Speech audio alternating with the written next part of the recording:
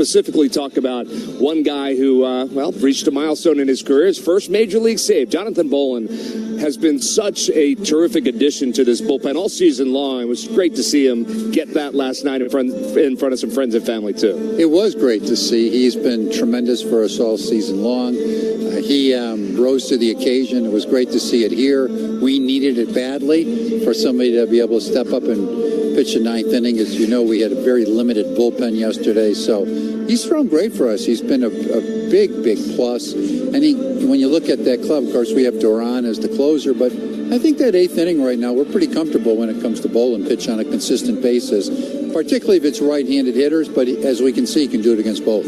All right, so let me take you back to the offseason because you guys pinpointed him, make the trade with Strom to Kansas City and bring him here, knowing that the pitching guys in the organization thought that they might be able to kind of unlock maybe a little bit more than what he was even able to do in Kansas City. Yes, it was really a combination of many things. Our pitching people felt that way. We had some good scouting reports, too, in that regard. He had a good arm. Last year, he took that step forward. For them over there, it was a little bit of a tough spot because he was out of options, but we liked him enough to say he's going to be in our bullpen. But it was that combination of factors. He has a great arm. He made the transition into the bullpen on a full-time basis last year. So, fortunately, everybody's prognosis was correct at this time, and it looks like he will be. And he's very comfortable on the mound, and you can tell it doesn't really matter the situation. He's comfortable to perform whatever's necessary. The bullpen itself, mentioned kind of beleaguered coming into last night's game, but overall, the health of the bullpen has taken some hits over the last couple of weeks with Brad going down and then Caleb going down as well. What's your overall worry level in terms of the bullpen now until maybe you get Caleb healthy and back in there? Well, I think we'll be fine. I mean, it's been a little bit of an interesting time period as a club overall. And our bullpen really...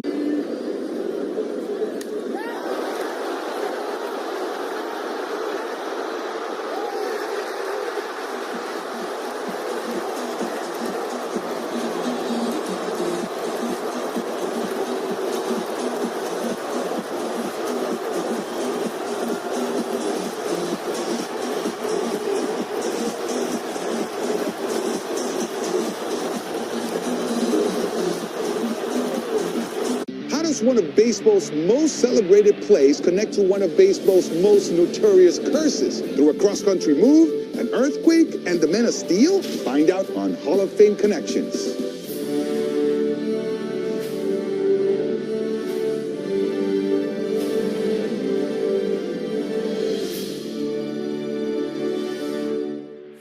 It was a defensive play so iconic that we simply call it the catch. This is the glove Willie Mays had when he made that catch. This is great. But let me touch it for a second. Yeah, go ahead. Oakland pitcher Dave Stewart was named the World Series MVP. It really comes from like the kings of Siam would give their courtiers white elephants, which were sacred animals, and they'd be too expensive again to maintain and put them into financial ruin. They need to know this story. That's amazing. Nobody could steal a base like Ricky. I'm the greatest of all time. Thank you. So imagine making steals in these stuff. So these are Thai Cubs. These are Thai Cubs. So what I want to know is, were they ever swabbed for the DNA of opposing pitchers? Roberts is no stranger to stolen bases himself. That's what makes it special, is that everybody knew he was going to steal. Roberts is going. Safe. You know what they say? One great play deserves another. Catch every episode of Hall of Fame Connections on MLB.tv and discover your own connections to the game at baseballhall.org. Brings Harp up. Price is 0 for 3. Center field, that's hit well. Going back on it is Young. Back toward the wall.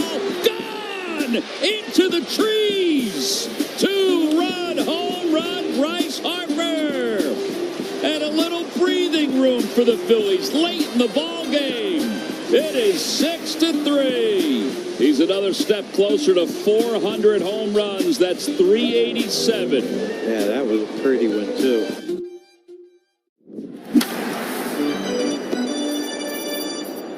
Of course, happy for us, too, because the one thing we haven't been able to do is to get on a real roll. Right. And part of the reason is if you're struggling on one spot of your rotation on a consistent basis, call it the fifth spot, in Painter's case or whomever else is filling that spot, if you lose every time you're in that spot, you just really can't get going. So he's given us some good outings now, and it gives us an opportunity to go out and get on a roll with our other starting pitchers. Let me ask you about the other guy that joined the organization, Luis Arraez, and we've seen now, a week and some change him in this lineup. What do you like about adding a guy into that lineup? He's in the 4-hole right now. I think that was a surprise to some of us, but it seems to be working right now. Well, it's worked. It's been interesting. We've scored more runs. Yep. I think you can see that him hitting behind Bryce. Bryce has been much more patient, willing to take his walk because he knows there's somebody hitting behind him. Now, strangely, he's been in a little bit of a slump here the last few days. I think he's hitting 3 double plays the last 2 games. Now, line drive and a deep fly ball, but he can hit. Everybody knows he can hit. I really like what he adds to our club. It makes us deeper. And then when you look at somebody like Stott, who's really swinging the bat much better, he's a good player at this point. Crawford's taken a nice step forward for us. And then you combine the other guys that we have.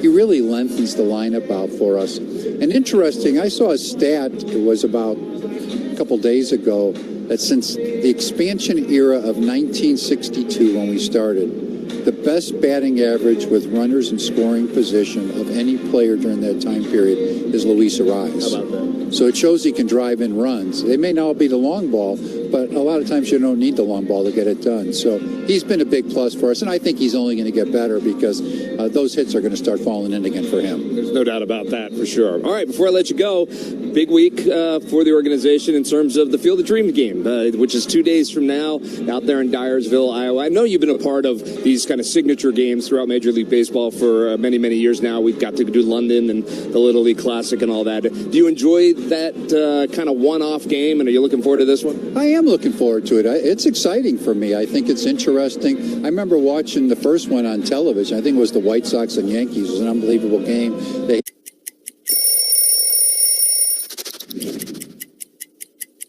He's getting traded to Boston from Chicago. You see here the traditional jersey. I love a road jersey because it says where you're from, and this is simple, clean, and cool. And then you see this patch right here. This is from the 2013 postseason run, which was unlike anything I had ever been a part of, to punch through and hoist that trophy. Boston strong forever, baby.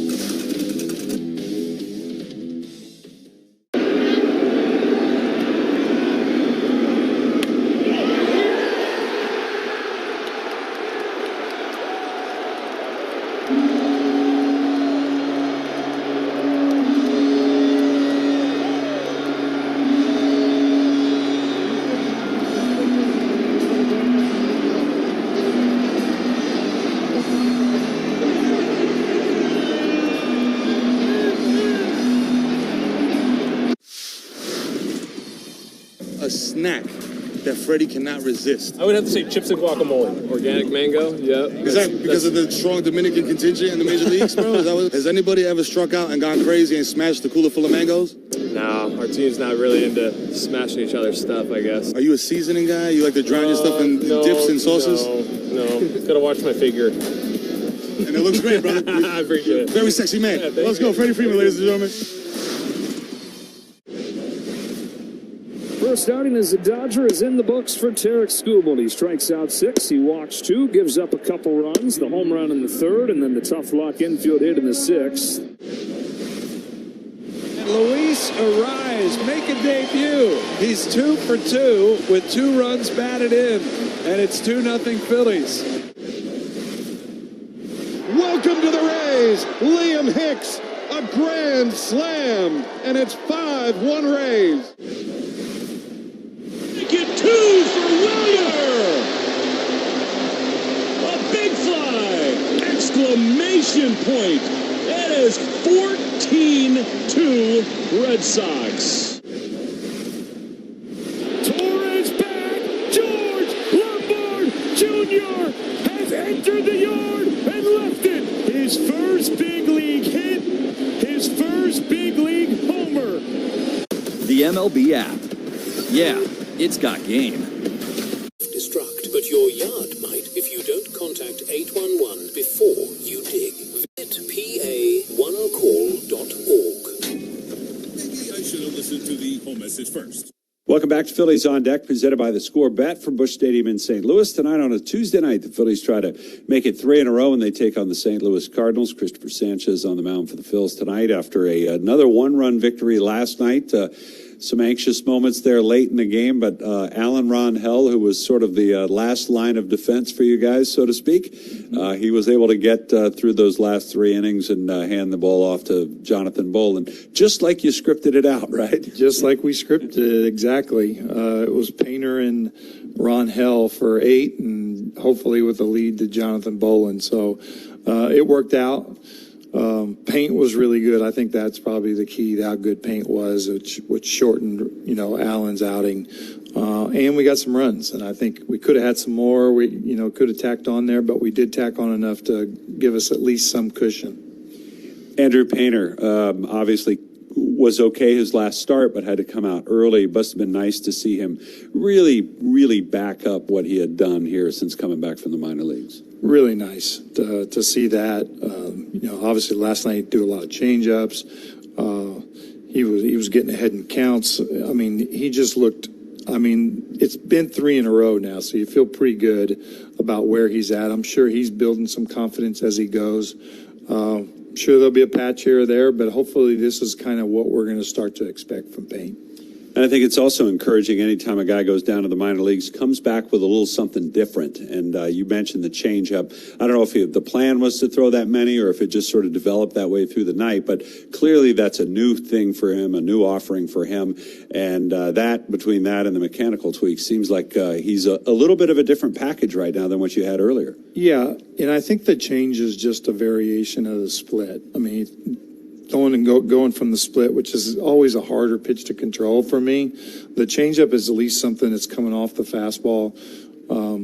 And for him, really, you're right. Him coming back, I think, a little bit mechanically, trying to get down the mound so he's not peeling off and then the ball's just taking off on him.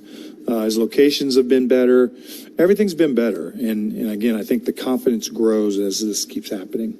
All right, we mentioned Alan Ron-Hell. He was sent out today, and that was kind of the plan. Obviously, you need another fresh arm in here, so Alex McFarland is back. He had that sort of cameo earlier, if you will, but his third stint with the big league club. And he's really been throwing the ball well at AAA. Also an interesting note, they've used that big league ball at AAA, so it's good to see him having some success down there.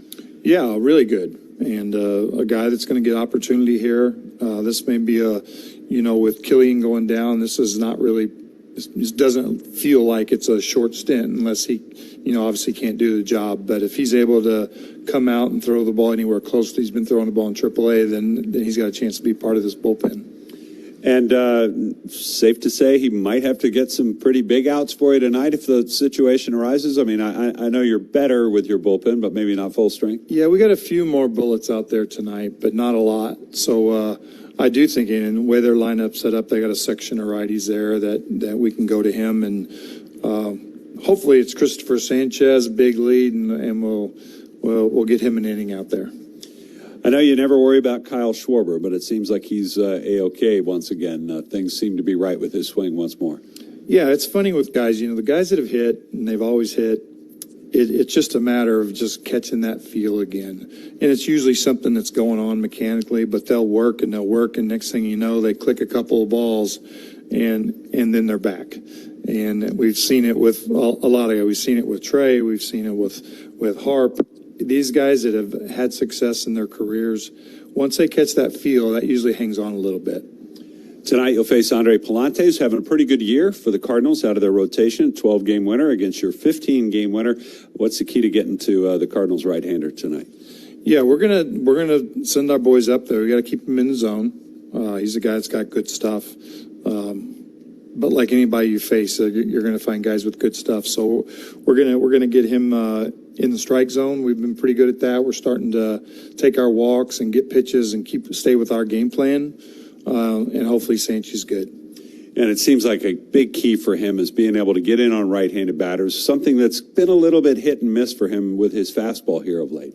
Yeah, I think because of his mix, because of the changeup and the sinking fastball, if he doesn't throw strikes on the inner half at times, then teams are allowed to just hang out over the plate, push him up in the strike zone. It makes it tougher for him. He still has success doing that, but it makes it a lot easier when he's able to shove some.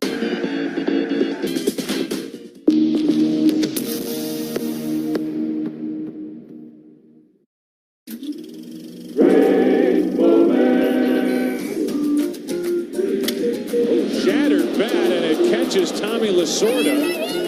He pops right back up, and he's all right. Tommy's saying, I'm all right. Of course I'm all right. His score, you throw out the lowest and the highest, he gets a 9-8 for this. Why do I keep thinking Humpty Dumpty here? Had a great fall. Look at this. They're going to bring him, what, a jacket? No, it's a chest protector. A chest protector.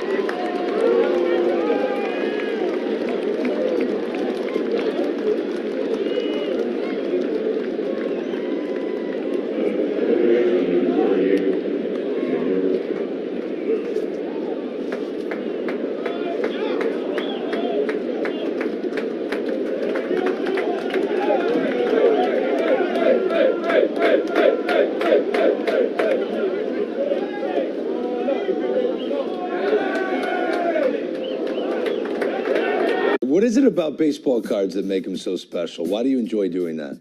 Well, the biggest thing is I started collecting when I was a kid. O-Pee-Chee was a Canadian hockey league, and then the Canadian football. But I didn't start in the U.S. until I had signed professionally as a ball player. And when I got my first rookie card, and I've got it here with me. Let's take a peek at that. 1966 with Billy Sorrell. Well, we certainly served it up over the plate. This is a burger fit for a home run king, the 99 burger in honor of Aaron Judge. They sell a bazillion of these at Yankee Stadium. It looks pretty good. I feel like we passed the test. What about you? I think so.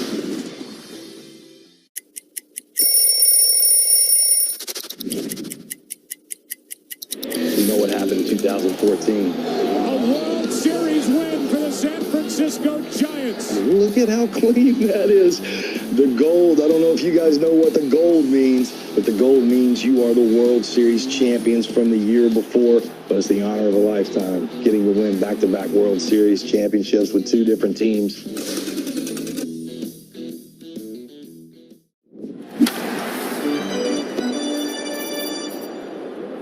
On the home of the Phillies Radio Network. 94 WIP HD1 Philadelphia. Powered by the Tasty Cake Studios. The home of the Phillies. 94 WIP. An Odyssey Sports Station. Last year, your Phillies were the NL East champs. The Phillies close out the National League East. They are the champions. This year, all eyes are on a bigger prize. It's deep, and it is gone! Yes! This is Phillies Baseball on Sports Radio 94 WIP. Brought to you by Citizens, official bank of the Phillies. Nemours Children's Health, the official children's hospital of the Philadelphia Phillies. Hatfield, the official pork provider of the Philadelphia Phillies. Philadelphia area Chevy dealers. Visit Chevrolet.com. PGW, fueling the future. James Hardy. Hardy Siding is America's #1 brand of siding. Temple Health and Fox Chase Cancer Center, official partners of the Phillies. Yingling, we brew beer for everyone's taste. Philadelphia Insurance Companies, leader in nonprofit insurance and proud sponsor of the Runs for Charities program. SeatGeek, the official ticket marketplace of the Philadelphia Phillies. NovaCare Rehabilitation, experience the power of physical therapy. The Scorebet, proud partner of the Phillies. Xfinity, get reliable Wi-Fi at one price for the next 5 years. And same-day Wi-Fi. Xfinity, imagine that. Freddy's Frozen Custard and Steak Burgers. The Pennsylvania Lottery. SEPTA. SEPTA brings us all together. Visit St. Pete Clearwater. America's favorite beaches are the official Florida beaches of the Phillies. And Independence Blue Cross, the #1 health insurer in the region. Learn more at IBX.com. Now, let's go to the field. Here's the radio voice of the Phillies, Scott Frost. Fransky. From Busch Stadium in St. Louis, Missouri, tonight it's game number 2 of this 3-game series as the Philadelphia Phillies go for their 3rd win in a row and they take on the St. Louis Cardinals. Good evening, everyone, and welcome to another warm summer night of baseball here in the Gateway City. Scott Fransky with you alongside Kevin Stocker. Michael Langston is our engineer here in the booth as the Phillies will send left-hander Chris. Do you see yourself maybe one day after baseball, like maybe food critic, food writer? I would love to do that. That's the plan. I've been doing it ever since I was in the big leagues. It's just fun. It's fun to interact with people like the fans, because a lot of my followers are baseball fans. So it's nice to interact with them on a topic that's not baseball. A lot of people seem to rally around that. I mean, who doesn't love good food? Puedes ser el dueño de grandes momentos del béisbol. MLB Auction te permite participar en la subasta de bates, bolas y jerseys autografiados, con artículos de tus equipos de grandes ligas favoritos, leyendas y jugadores. Visita auctions.mlb.com. Coming off AL Player of the Week honors, where he hit over 400 with 3 homers, Bobby Witt Jr. was all gas, no brakes. And grounded inside the bag and up the line. Played poorly off the sidewall by Carpenter. How far will Bobby go? And Vance Wilson is going to let him come to the plate. He is in there. To say Bobby is on a tear is an understatement. His gap-to-gap power and that lightning speed have him among the major league leaders in hits, stolen bases, and WAR. He also just happens to be one of baseball's premier defensive players. Goodness, that's why he's one of the best in the game. That is how you win a Gold Glove in back-to-back seasons, and last year earned a Platinum Glove. Baseball fans are bearing witness to something special. He's their go-to guy in all situations, whether it's defensively, offensively, running the bases. Complete player. A primetime player in his prime.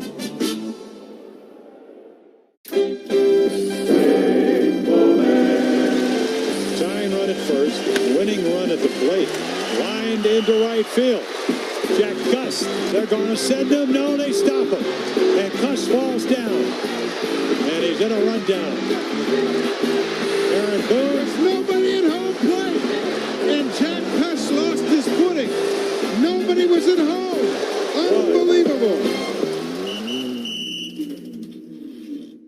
You know, we like to stay on topic here, but Squirrel. What? Where?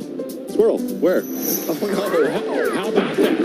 That went right up into the batter's eye, into the camera position. How about that? Whoa, that one will fall into the White Sox dugout. Well, it looks like he's still aggravated about being traded away. She's so excited she just threw it back. That was off the ledge, too. We can't get that down. How do you get out, though? That's the problem. There's no exit.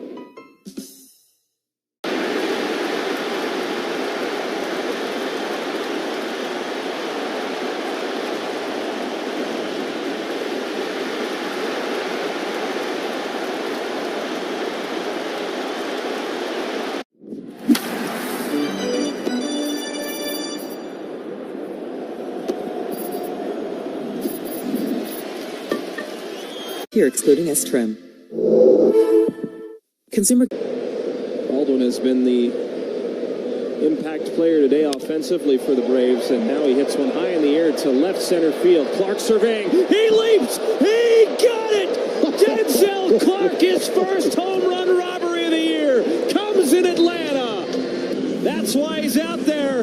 A Superman catch from Clark. And he tracks it the entire way.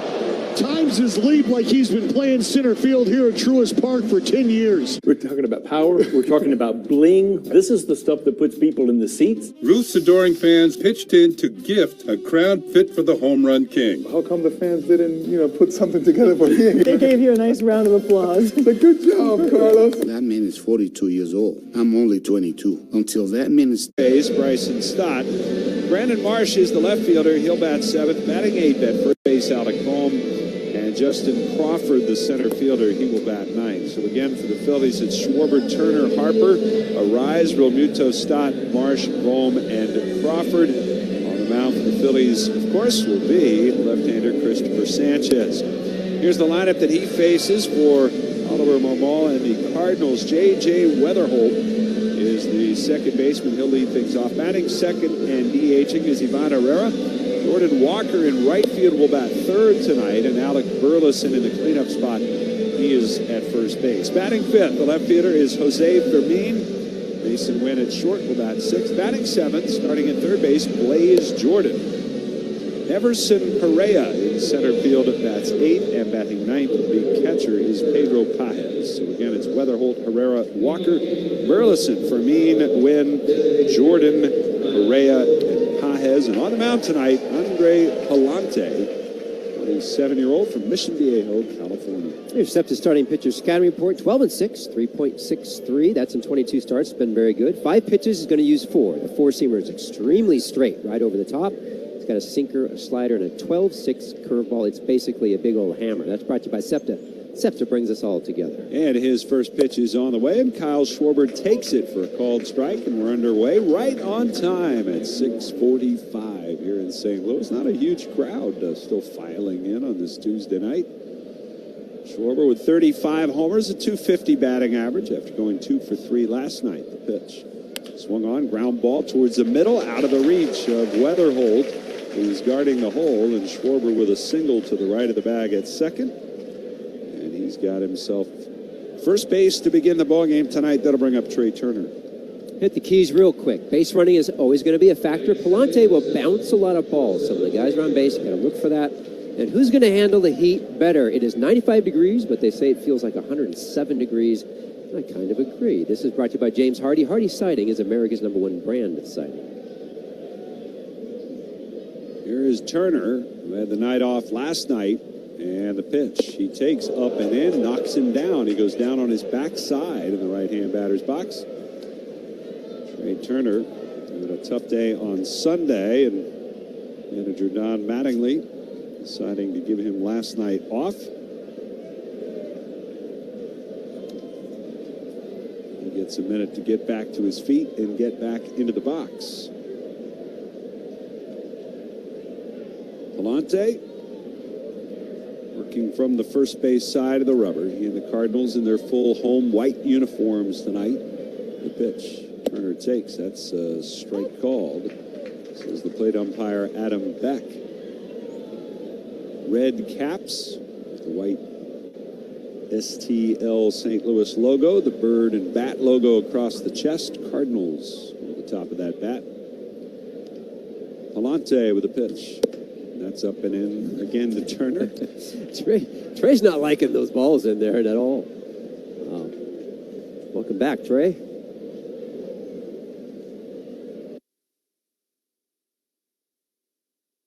They play the second baseman Weatherholt way up the middle against Turner.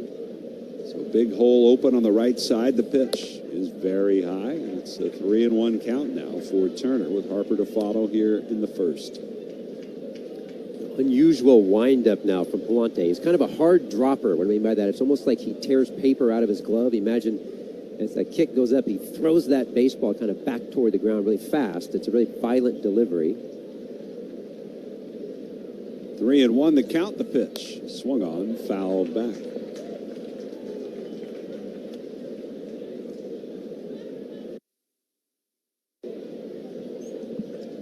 Turner's run the count full, 3 balls, 2 strikes. Phillies say they are a little bit better off in their bullpen tonight.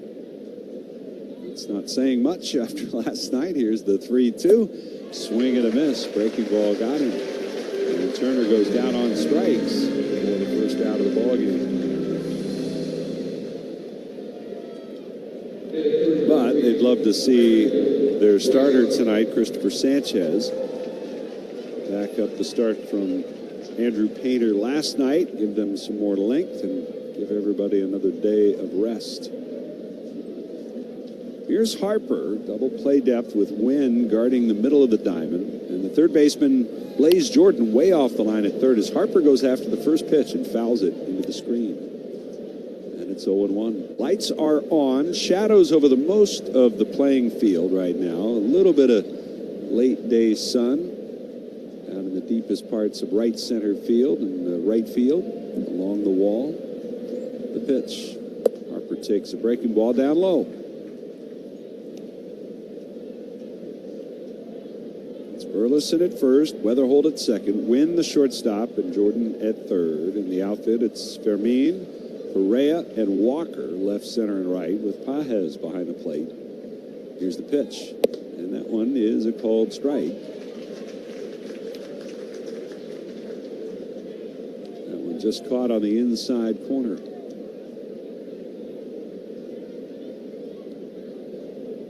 So it's 1-2 to Harper. He's batting .254 on the year with 25 homers. The pitch, and it's down low. Tends to work vertically in the strike zone. That last pitch right there was down in the ground, so his catcher's going to have to work really hard back there. But again, that's what I'm talking about. The curveball, it's a 12-6. If he bounces that a lot, even the fastball, he can bounce. Count is level 2-2. Schwarber on at first, 2 outs. Or 1 out, pardon me. The 2-2. And he checked his swing. That pitch just missed. That was pretty close. Pages not going to challenge. I mean, that was borderline. And so the count is now full, as it was with Trey Turner. Outfield way around the other way, as the left fielder Fermin guards the line. Perea is way over to left center. Alante with the pitch, and it's high, ball 4. So a single, a strikeout, and a walk. Now there are 2 aboard with Luis Arraez coming to the plate. And Luis Arraez, all of a sudden, in the midst of his longest 0 for this season, 0 for 11. He went 0 for 5 in the game last night.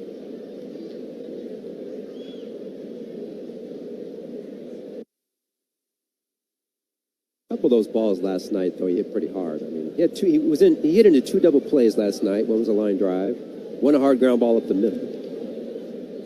And the pitch to Arraez, swung on, line the other way, and that is a foul ball, just a few feet foul down the left field line. It was this exact same situation in the first inning last night. Schwarber at second, Harper at first, when Arraez lined out to the first baseman, and Burleson making a catch and a diving tag on the arm of Harper. You think that's why he's trying to scoot that ball the other way? He is a directional hitter, though. He's that type of a guy that can put it kind of where he wants to. Palante comes set and deals. And the pitch is taken, and it's a ball. Count even, 1 ball, 1 strike. I have to say, I'm a little surprised that they played the third baseman, Blaze Jordan, so shallow. You know, he can bunt, but he's not real fast. And in this situation, I would be so shocked if he bunted. Arraez, 4 for 8 lifetime off this right-hander. Here's the pitch. And it's a bouncer, slowly hit towards short. Mason Wynn's got it, feeds second for 1. That's all they're going to get. Weatherholt doesn't even get off a throw, so a 6-4 fielder's choice. And Arraez now 0 for 12.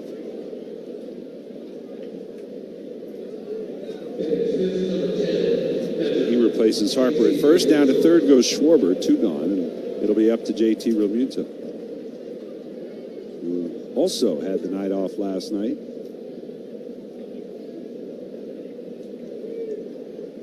Batting .225 on the season. Recently, they bumped him up to the number 5 spot in the batting order. Flip-flopping he and Alec Boehm for the most part. 2 down, 2 runners on. And Palante's pitch. JT takes, and that's in for a strike. Adam Beck, the plate umpire. We mentioned him already. Dan Iasonia, the crew chief at first base. DJ Rayburn umpiring at second, and at third base, it's Louis Krupa. No score, first inning, 2 on, 2 out. And the pitch. Swing and a foul straight back. That was a sinker. Now, he has a sinker. He throws it, 15, 18% of the time. But when you start to rate sinkers for those guys that have sinker, he's one of the worst. Based on movement. For him, it's more of a setup pitch for his other pitches. He's got JT down to the count, 0-2. Here's the pitch, and it's very high. Last year, he was 6-15 with a 5.31 ERA, so quite the turnaround for Andre Palante.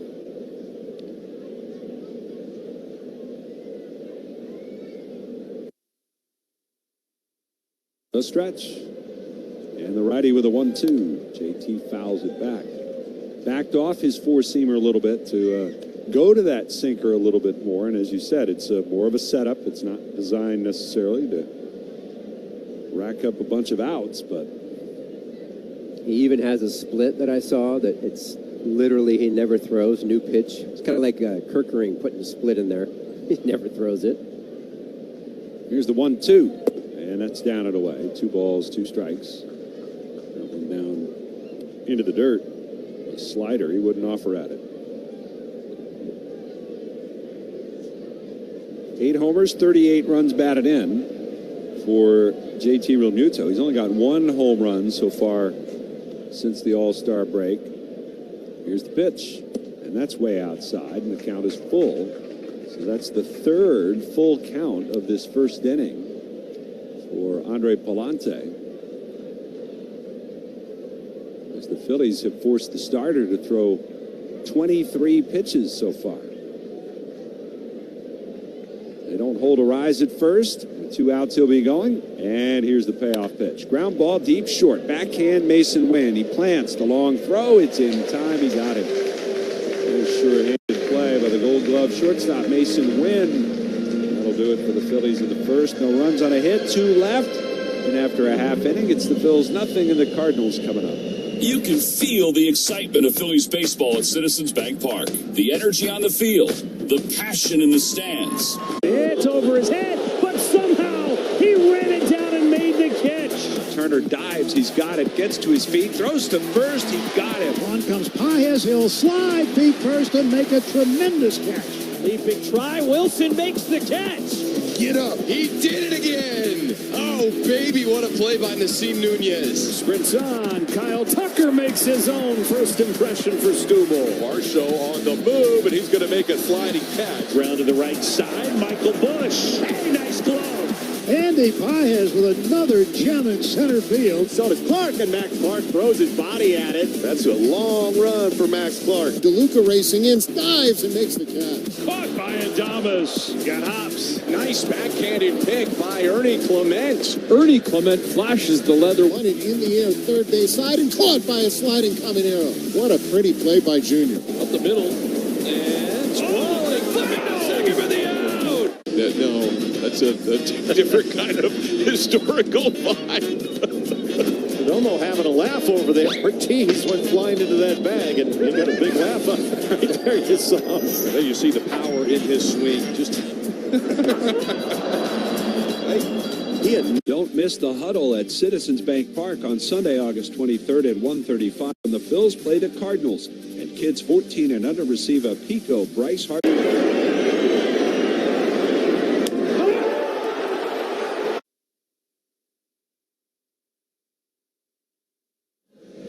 Well, the starting pitcher scatter report. Let's talk about Christopher Sanchez, 29 years old, 15-4, 2.65 ERA in 24 starts. That is some excellent numbers. 3-pitch mix, the sinker, changeup, and slider. He's been winning, but he's been getting some run support because honestly, the last 4 starts, the command has not been great, and he will tell you that. The zone, the strike zone itself has just been getting away from him. A lot of that starts with the sinker on the inner half. On Mattingly, we talked about that today. He's got to have that pitch to be effective to make the changeup the best changeup in baseball. Too many non-competitive pitches over the last 4 games. It will be really nice to see him back in the zone and being aggressive. This is brought to you by SEPTA. SEPTA brings us all together. Well, Sanchez looking for win number 16. Gets to work here in the bottom of the first against J.J. Weatherholt. He misses with the first pitch up and in. For ball 1. Weatherholt, a fine rookie season. 247 hitter with 16 homers. That was a lot of walks, the 1-0. And that one is down low. 2 balls and no strikes.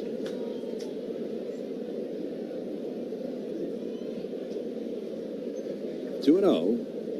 Sanchez facing the Cardinals for the 5th time, 4th time as a starter in his career. The pitch, and there's a strike of the outside corner. There's that sinker. Yep. Away to lefties. into righties. Holt takes time and steps out of the batter's box. 23-year-old went 0 for 4 with a walk last night. Struck out a couple of times. Here's the pitch.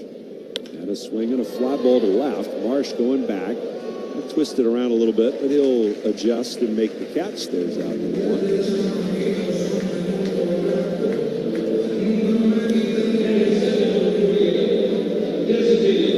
Sanchez, his 4 starts since the All-Star break, 4-0 with a 282 earned run average, which doesn't sound bad at all, but just hasn't been as crisp. The pitch to Herrera is in for a strike. 2 starts ago, 5 walks. Over his last 3 starts, he's issued 10 walks, which is very unlike Christopher Sanchez. Here's the windup in the 0-1 pitch. Swung on, hit in the air, down the right field line, slicing out of play. Now, the other part of that scenario, when we're talking about Christopher and lack of command, is the pitch count. So the last 5 games, I couldn't believe it. It was 98 or more pitches. In fact, 2 of those starts were over 100. So he's not going real deep in those games and throwing a ton of pitches. Here's the 0-2 pitch to Herrera, and that is a fastball that misses in. And it's 1 ball, 2 strikes. You see those right-handed batters that are backing up away from that pitch a lot. But Don Mattingly, as he talked about on the pregame show and spoke at length with us about it in his office before the game, that's a pitch that he's got to throw for strikes sometimes. So they have to respect it. The 1-2. And he misses down and in with a changeup. And it's 2 balls, 2 strikes. 400 feet to straightaway center field here in St. Louis. 375 to left and to right down the lines. 336 in the left field corner, a foot shorter in right. Here's the 2-2 pitch. Swing and a miss. He got him. Tried it again with another changeup. And that's the pitch that racks up all those strikeouts. That's the thing. That sinker you're talking about to the righties, it doesn't have to always be a strike, but it certainly needs to be competitive enough to, as a hitter, you're thinking that that's close, right? If it's close, all right, now I respect it, and then you dump that changeup. So 2 gone. Here's Jordan Walker. Sanchez deals to the right-hand batter, and he misses badly outside.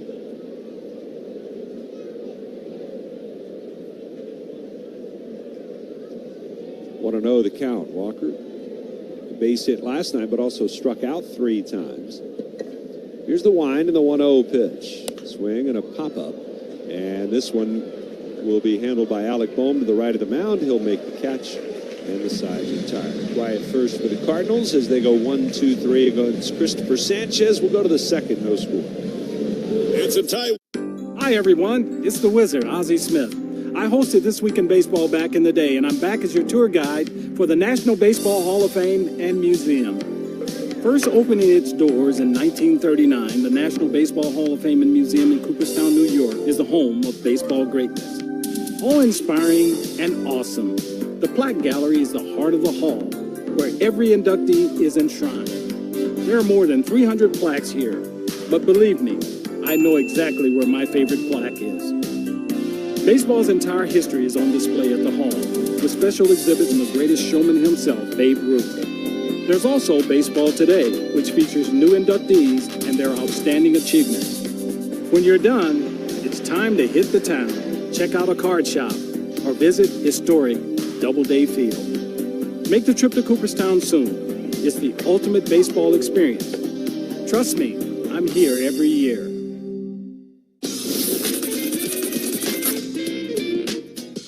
Tip of the cap, and now here we go.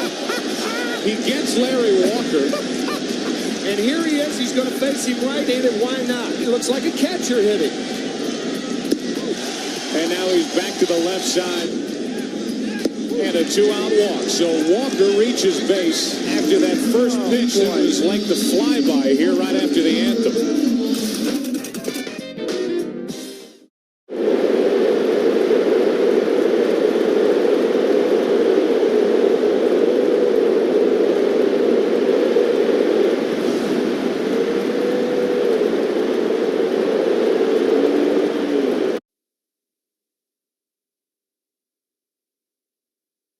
the mound today, the Royals, Michael Wacha, 5-8 versus the Dodgers. Left-hander Blake Snell. Yes, he's back. He's 0-1 of the year. Snell just coming back. First start since May 9th. Left elbow issue. And last night, of course, the Dodgers had their big gun start in the trade deadline. He started for the Dodgers. That is brought to you by Meineke Brakes, Tires, Batteries, Complete Auto Care by trusted expert at your local owned operated Meineke, doing car care right. That's a quick one. It gets longer and longer every time I see that. Bryson Stott takes down an in-ball one. Here's the 1-0 pitch, and he takes, and that one is up high, 2-0. Stott batting sixth tonight, was in the 2-hole last night with Turner out of the lineup. He went 2 for 4, drew another walk. He's gotten on base in 12 straight games. The pitch. And that is a called strike. Back to a breaking ball. And Stott takes a look. It's 2-1. Speaking of 12-game streaks, the Phillies have scored 4 or more runs for 12 straight games. And maybe you're like, okay, what's the big deal there? Here's the 2-1 pitch. Swung on, line to center. That'll be in for a base hit. Let's pause for station identification. This is the Phillies Radio Network.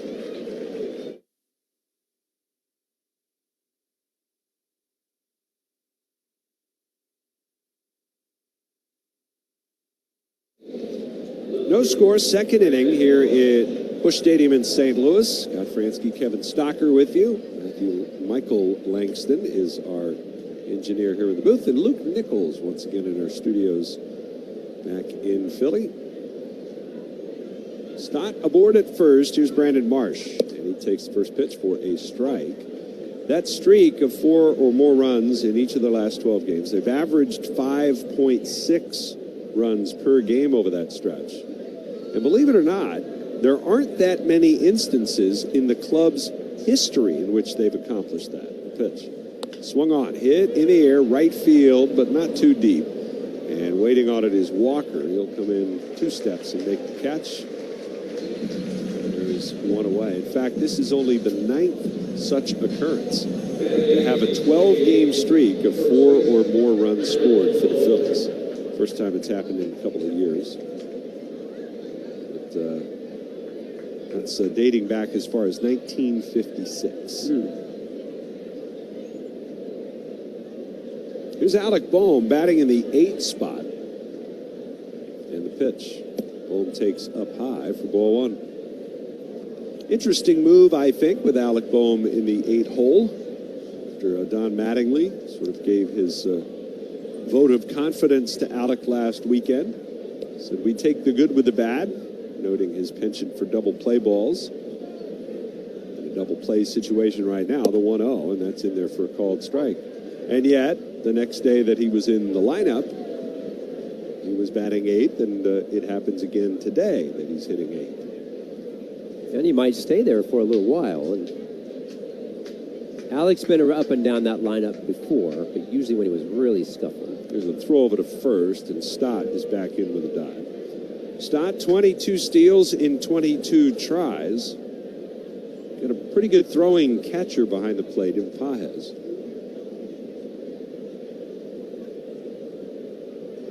One and one the count. Palante ready. And the runner is going. And the pitch is swung on, line to center. That'll be down for a base hit. Stott turns second. He'll easily get to third. And Alec Bohm with a base hit. Puts runners on the corners. And Justin Crawford is coming up. Done. Nice job by Stott, too, to kind of peek and see where that ball is. I thought it was a very interesting conversation today talking with Don. I had asked him about yesterday's hit and run. He had a hit and run with Arise and Stott. And he said, I just need Stott sometimes to get moving. And he said in his past, talking about Mattingly, he has noticed that when guys get on these long streaks, what is he, 22 for 22, something like that? And I kind of agree with him. When you're 22 for 22, it starts getting in there like, oh, you don't want to make an out. So you get a little bit shy of running, and they want him going. They want Stott moving.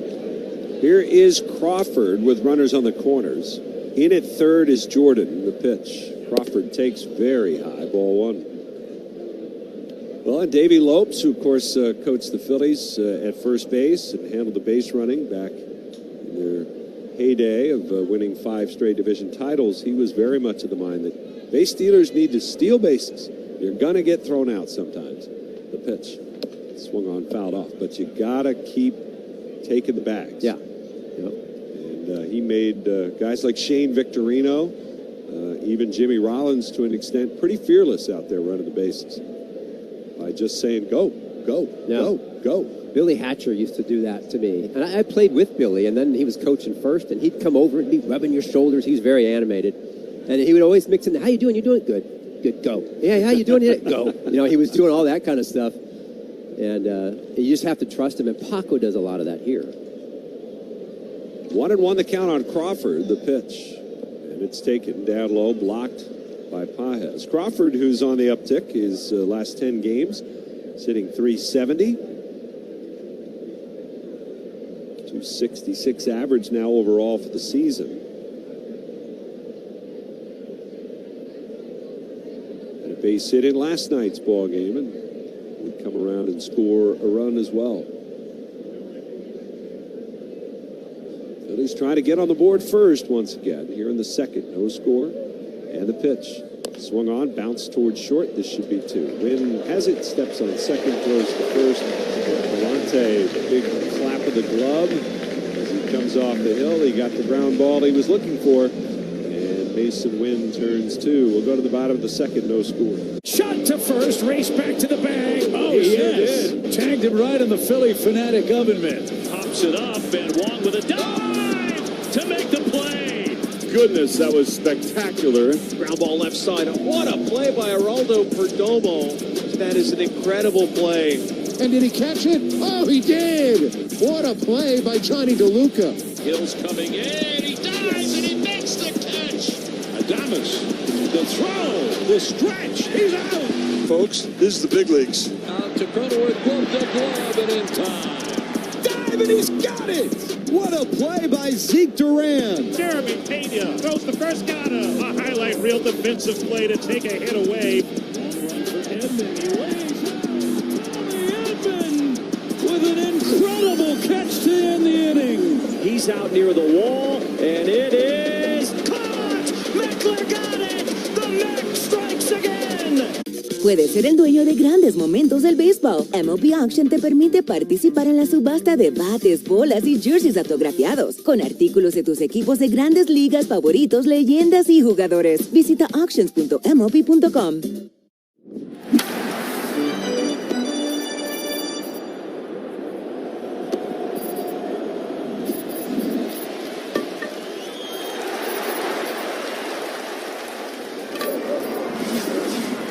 Park. Catch the Phils when they take on the Marlins Monday, August 17th and Tuesday, August 18th, both at 6:40, and Wednesday, August 19th at 6:05. Way back there. Gone. Snag tickets now at Phillies.com.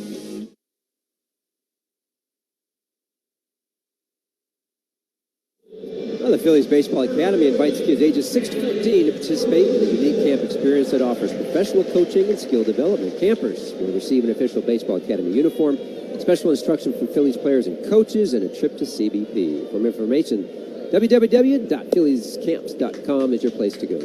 Swing and a miss by Alec Burleson to start off the bottom of the second. Burleson, the 4-hole hitter tonight, as they flip-flop Walker and Burleson in the lineup against the lefty. Burleson struggles by and large against left-handers. The pitch, and it's a breaking ball way outside. A 974 OPS against righties, but a 514 OPS against lefties. Overall, 284 hitter with 19 home runs. There's that bat up high, the pitch, swing and a miss. Well, he didn't like that pitch. Sinker down and in, and that was an extremely awkward swing. And I'd just stay there all night. 1-2 the count. Sanchez ready. Here's the pitch, and it's down and away. 2-2 now on Burleson. Will be followed by Fermin and Wynn here in the second inning. A 1-2-3 first for Sanchez. Here's the windup and the 2-2 swing and a foul. He got a piece of that one.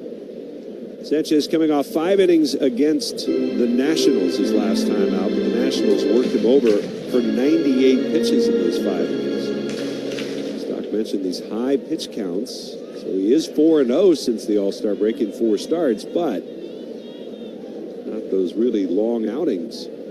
His pitch. And that's a called third strike. Burleson knew it. He's caught looking. After that last start, too, Sanchez mentioned the heat. In all the articles, when you start reading stuff, he talked about, the heat, it was a challenge for him a little bit. And I can imagine, especially this time of year, hitters start talking about August, you get a little gas. Same with pitchers at times. 200 innings for the first time last year for Sanchez. He's just gone over 150 so far this year. Here's Fermin. And Fermin takes outside ball 1. Right-handed batter, hitting 242 with 5 homers.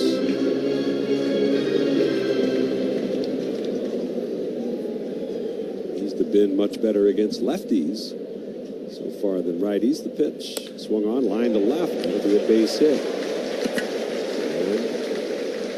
And there's the first base runner of the night for the Cardinals, who didn't have to wait until the 6th inning for their first hit tonight, as they did last night against Andrew Painter. Painter really pitched well last night, and right when the Phillies needed it in a big way, the Phillies went into the game knowing they had Painter and Ronhell to get them through 8 innings. And if they had a lead, they would have Bolden available for 1 inning. There's Mason Wynn, and he takes the first pitch for a strike on the inside corner. Mason Wynn wants to challenge that call. It's a slider, and generally that tends to end up inside, but this one catches the inside. Pitch was a strike. St. Louis has 1 challenge remaining. Again, those are really important pitches for Sanchez. You get called strikes in there now and then, and it's a totally different at-bat for the hitter. 0-1 the count, a look at first, and the pitch, and that's down and in. Mason Wynn hitting 242 for the Cardinals, who are 19th in baseball in batting. Their OPS is in the bottom 5. They're 25th in baseball. Pitch. And that one is a little bit high. Don't hit a lot of home runs. They don't typically steal a lot of bases either. 2-1, the pitch. And that's down and in. A slider, and this one bounces up there, and it's a 3-1 now the count. To the Cardinals shortstop. 1 for 4 with a run batted in last night.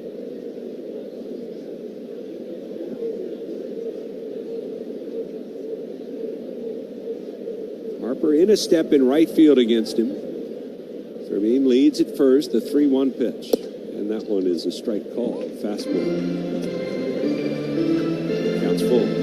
Just showing some stats on the screen for Wynn compared to last year. The batting average is 40 points lower. And as I look down and watch him hit, he's super relaxed, which is fine, but his stride is incredibly long. The 3-2. Swung on, punched over the leap of Bohm. It's in the right for a base hit. Around to third base goes the runner Fermin. Harper gets to it quickly and holds the speedy Mason Wynn to a single.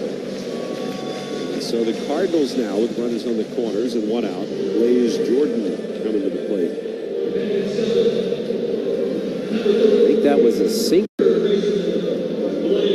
Yeah, sinker. And JT wanted it in. We've been talking about that a lot. That ball settles outside. Man, just such a huge dispersion for Christopher on where he's throwing. And just not used to seeing that from him. Jordan, right-handed batter, hitting 255 with a homer. 22 runs batted in. Deep in the right-hand batter's box, and the first pitch to him, he takes a strike. It's 0-1.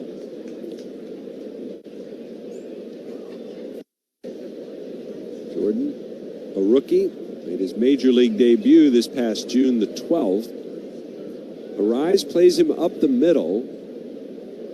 Turner at double play depth in a few steps, the pitch, and that's down low. Change up. Not getting too many swings on that changeup is Sanchez.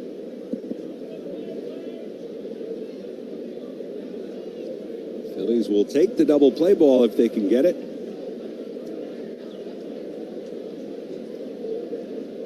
The stretch. And the 1-1 swung on, popped up, foul. This will go out of play.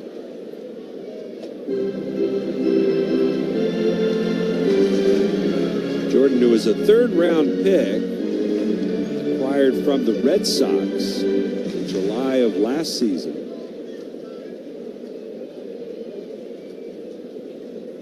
One and two the count. The pitch. And it's down and in. And he's got the same body profile as another product of DeSoto Central High School in South Haven, Mississippi, and that's current Braves third baseman Austin Riley. The only two big leaguers ever to come out of that school, Riley and Blaze Jordan. 2 balls, 2 strikes, the pitch. Swing and a foul. Breaking ball. I mean, if I could choose a name, I might choose Blaze. Yeah? Would you? Maybe. I mean, not now, but maybe now when I got called up. It's a little late now. Is your name Kevin? No, you can call me Blaze. Doesn't work, does it? 2 and 2, a throw over to first, and back is Wynn. Well, if you're 6'1", 220, I'm not guessed you're blessed with blazing speed. He doesn't look the type. He could surprise, I guess. 2 and 2 the count. The pitch. Swing and a bouncing ball towards third. Stott charges gloves, throws to second, 1 on to first. It's in time for the double play. 5-4-3, the Phillies turn 2, and we'll see the Cardinals not challenging either of the calls at second or at first, or are they? They are not. They are not. And so they get the around the horn double play, and Sanchez gets out of trouble. No runs, 2 hits, 1 left. We go to the third. It's still scoreless. Philly. The captain, Derek Sanderson Jeter, is one of the winningest players in Major League history. He was wearing these very batting gloves when he notched one of those most memorable hits, the 3,000th of his career. Are we supposed to spit in them like they do the batting gloves? No spitting. This is a non-spitting museum. He's just the second player in history whose 3,000th hit was a home run. The first was a former teammate from the Yankees' 1996 World Series championship team.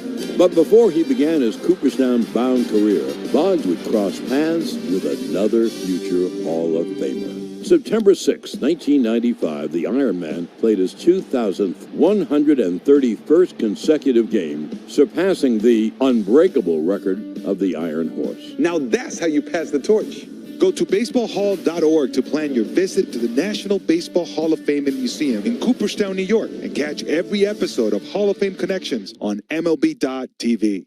Puedes ser el dueño de grandes momentos del béisbol. MLB Auction te permite participar en la subasta de bates, bolas y jerseys autografiados, con artículos de tus equipos de grandes ligas favoritos, leyendas y jugadores. Visita auctions.mlb.com.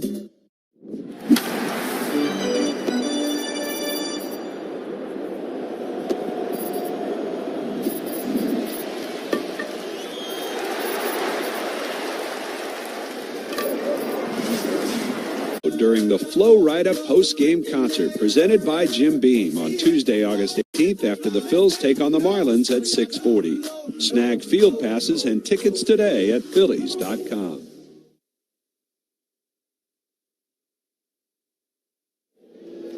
We go to the top of the third inning, and it's Kyle Schwarber to lead things off. Schwarber, Turner, and Harper against Andre Palante.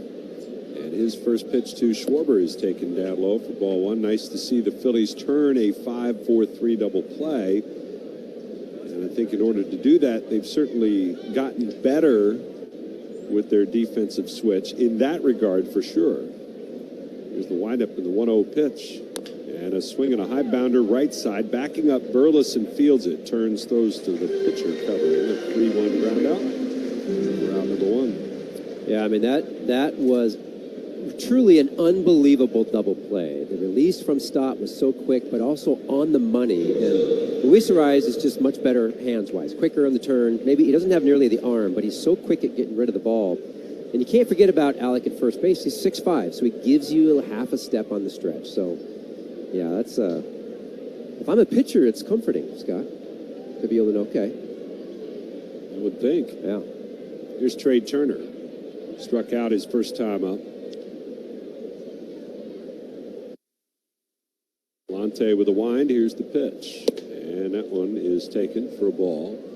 1-0 the count. Plenty of pitches so far for Ray Palante, although he did have a much quicker second thanks to a double play ball. 1-0 pitch. And that's taken for a strike. Yeah, just watching, watching Stott today in pregame infield drills. You just watch he's working on that release to go to second base. It's not a totally foreign throw for him, but it's a longer throw than he was accustomed to from that same direction at shortstop as this pitch misses outside. But it's the side of the diamond where he had played his whole life, basically, until he got to the big leagues. And he's pretty quick on the release. 2-1. And a swing and a foul back and out of play. And I'm not trying to knock Alec Bohm, but he's just a little more deliberate gathering the ball in and setting up that throw to second base. Yeah. There's more to Alec. A lot more to him, a lot more arms. He's got to get down to the field. But, I mean, I've got lots of feelings about moving the guys around. Not a lot of them are real negative. 2-2 on Turner, the pitch. He takes, and that one just missed. Oh, no, it didn't. Oh, too challenging. Turner Strike, the batter is challenging. And that might be low. And we'll see if he gets to see another pitch. He will. Nice. Pitcher's a ball. Philadelphia has 2 challenges remaining. Yeah, the one thing about moving Stott is the one thing I'm still working on is getting over the fact you're moving what I consider the highest IQ player out of the middle of the field. Shortstop and second baseman handle most of the balls on every play. 3-2 pitch on the way. And a swing and a pop-up down the right side. Burleson giving chase, but he's got no play. That's a souvenir. But to that point, what you were talking about on that side of the field is when you field it, you get to take a little crow hop. You know, he's, as opposed to second base, it's such a directional, hard right turn on turns like that. He gets his footwork right. He gets to show off the arm. Yeah, I love him on that side of the field. Palante steps, kicks, and deals another 3-2. And that's high, ball 4. So the ABS challenge. It's the Phillies another base runner, thanks to the AB there from Trey Turner. Second walk of the game issued by Palante. And the Phillies drawing a lot of walks. We mentioned it last night, but bears repeating. Since July 25th, the Phillies as an offense have the highest walk rate and the lowest strikeout rate of any team in baseball. Here's Harper with a man aboard. The pitch. Swung on, ground ball the other way. Should be 2. Jordan to win and on to first. It is a double play. So the second in as many innings. And that'll clear the bases and end the frame. And we'll go to the bottom of the third. Still no score. Hey, Phillies fans.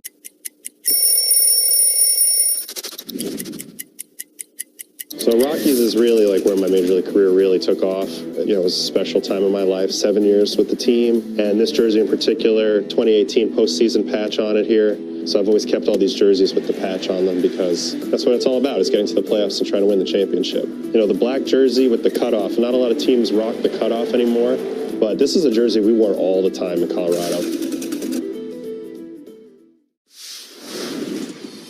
I'm going to go check out Food Truck Row. So, what did you guys get today? Philly cheesesteaks. Both of you got the same thing. Are they that good? Oh, yeah. Got a hot dog and some fries. Just kind of basic ballpark. Chicken bacon sandwich. Uh-huh. Philly cheesesteak. Okay. And some... Crinkle cut fries. Okay, where are you guys from? We're from Dallas. Dallas. That's what's fun about baseball. It brings different regions together, not just the ball and glove and bat, but what we're eating.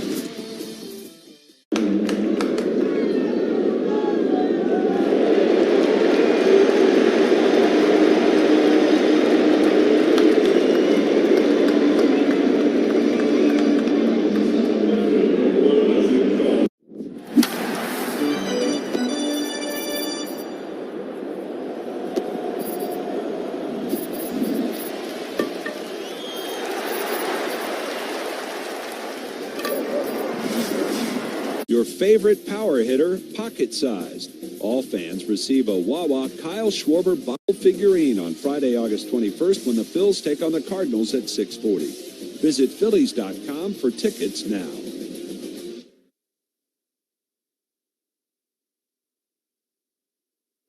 Well, be first in line to secure a 2027 season ticket plan by placing a deposit today. Season tickets include many benefits, such as price savings for single-game tickets and the same great seat location for each game. Plan holders also enjoy access to exclusive events, receive a discount at the New Era Phillies team store. Reserve yours today at Phillies.com/season deposits.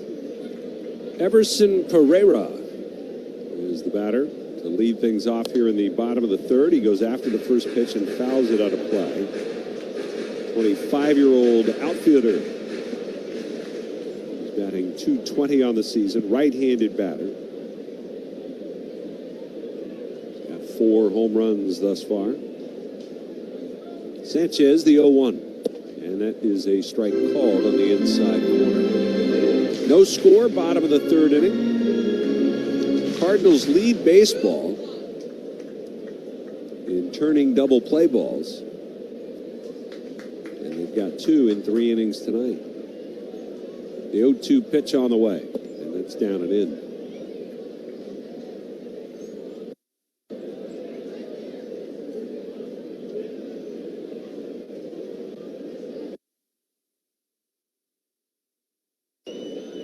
Now he calls timeout, steps out of the box.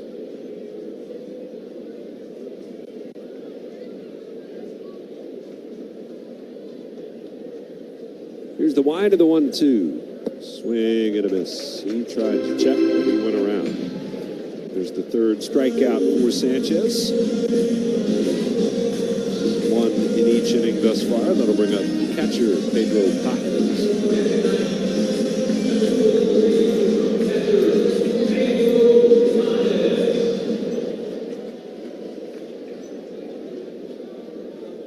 Sanchez from the third base side of the rubber. Here's the pitch. And he misses outside, ball 1.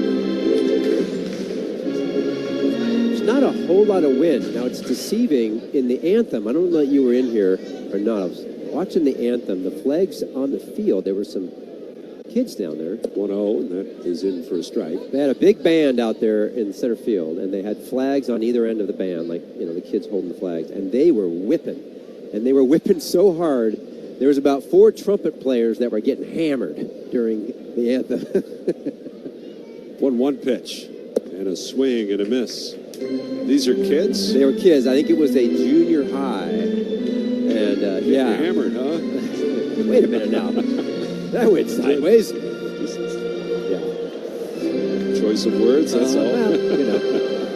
My thought process often goes astray. We all talked about it after the game and earlier today. That ball Schwarber hit yesterday. I was talking with some of the guys in the Cardinal booth and said, yeah, this ballpark swallows those balls up sometimes. The pitch is down and in. 2-2 the count. Yeah, I mean, Busch Stadium has always been kind of known, especially with the heat, the humidity comes and goes, and the wind, to just absolutely suppress and swallow up really good offenses. But so the wind, it was really blowing on the field, but now you look out, it's not really there. Not a lot. Here's the 2-2 pitch, and a swing and a foul out of play. I suppose I could have said the flags were hitting them intensely.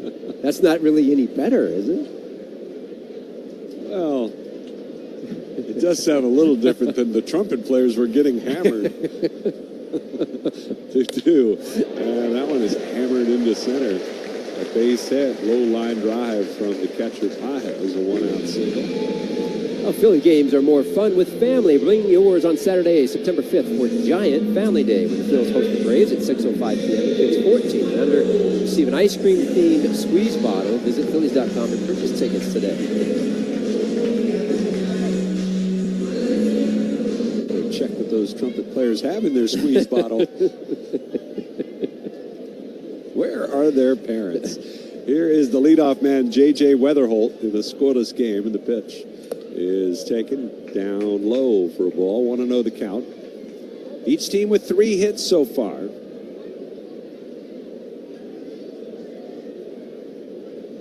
Weatherholt flied out his first time up. Stott plays him way off the line at third base. The pitch, there's a strike call. 2-0 record for Sanchez in his 4 appearances, 3 starts against the Cardinals, and a 2.95 earned run average. Phillies and Cardinals haven't met since early last season. They had their season series over early. They don't start it this year until late. The pitch, ground ball, hit to second, should be 2. On to second for 1, and to first, a double play.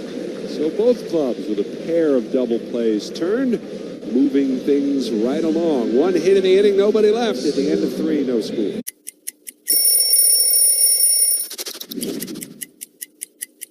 You know what happened in 2014. A World Series win for the San Francisco Giants. Look at how clean that is. The gold, I don't know if you guys know what the gold means, but the gold means you are the World Series champions from the year before. But it's the honor of a lifetime, getting to win back-to-back World Series championships with 2 different teams.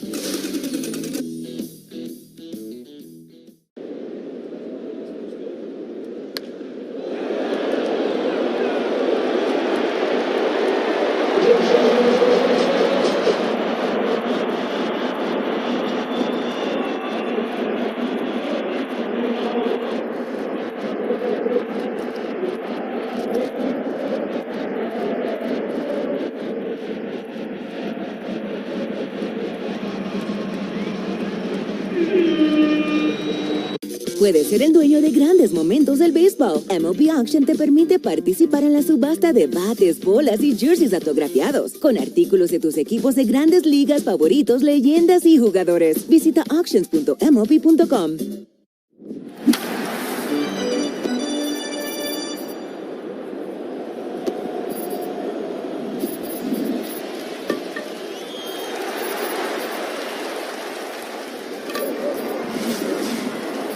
While everyone is listening to the ball game on the Phillies radio network, the Engineers Labor Employer Cooperative, ELEC, is hard at work rebuilding our infrastructure. Whether it's transportation, water, or energy projects, ELEC and the Operating Engineers 825 are ready to get to work building our future.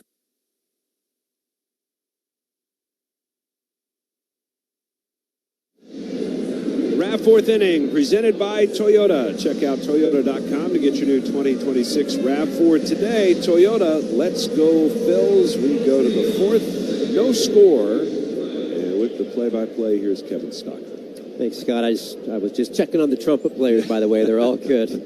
They're all just fine. Please, somebody's driving them home. Exactly. Leading off here at the top of the 4th for the Phils will be Luis Farais.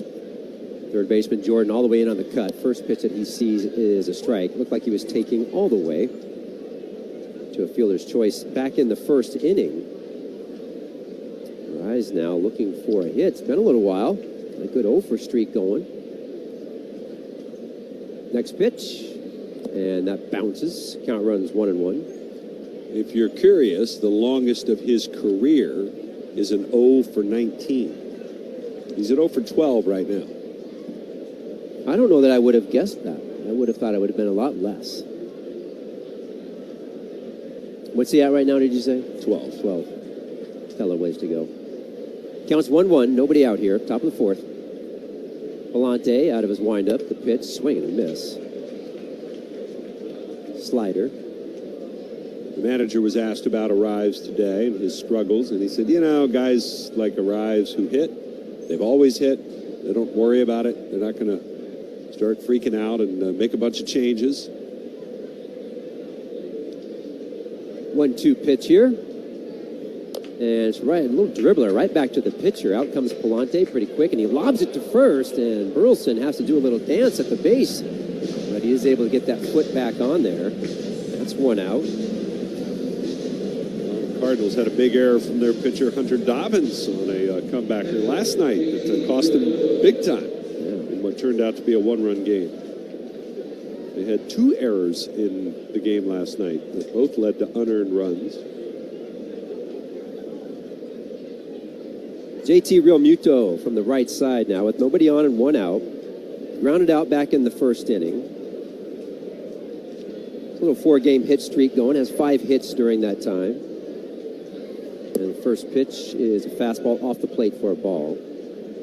Now, one thing about Andre Palante that I didn't mention in the scouting report, he does have a little bit of a superpower. Now, the superpower, believe it or not, and we're seeing it, you and I are, and that are a ton of ground balls. Next pitch, that's a ball. In fact, he could be one of the most ground ball heavy pitchers ever in baseball, believe it or not. Now, it only dates back to 2002 that they've been dating the ground ball percentage. Count here is 2-0, and the pitch, and that is in there for a strike. Since then, since 2002, his ground ball percentage is 62.3%. There are only 4 pitchers during that time that are in front of him that have a higher ground ball percentage. The 2-1. Swing and a miss by JT. Count is evens up at 2s. Now this year he's at 56% ground ball percentage. He had 1 year over 70% of the pitches were ground balls, which is remarkable. Now we're seeing a lot of that with double plays. Both pitchers are ground ball guys. Christopher's high ground ball guy. Each team has 2 double plays turned. 2-2 count. He rocks and he fires. Ball misses. Count runs full. Now, one of those pitchers that are in front of him, well, the 4 of them are Zach Britton, Brad Ziegler, Brandon Webb, and Derek Lowe, who I know and hit off with Derek Lowe, and it was all sinker, sinker, sinker. Those guys are all pretty much sinker ballers, whereas in this case, Palante really isn't. 3-2 count here to JT. Here's the pitch. A little ground ball. I think he broke his bat to second. Over comes Weatherholt, and he throws him out by a step. 2 outs. Well, one thing it does, it keeps the ball obviously on the ground and out of the seats. And Yes. his home run rate last year was actually a little bit of an issue, but he's cut it almost in half, not quite in half, but he's cut it considerably this season. And that's another big factor in his turnaround, his success this year. His walk rate is down and his home run rate is down. First pitch to Bryson Stott. Something off speed in there for a strike. We're in the top of the 4th, no score. Each team has 3 hits. There are 2 outs. Bryson Stott singled back in the 2nd inning. The 0-1. This ball is fouled back into the crowd.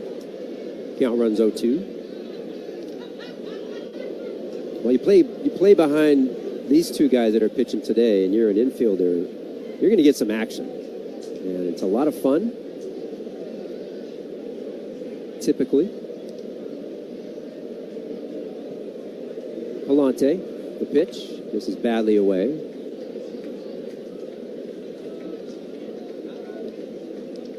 Counts 1-2.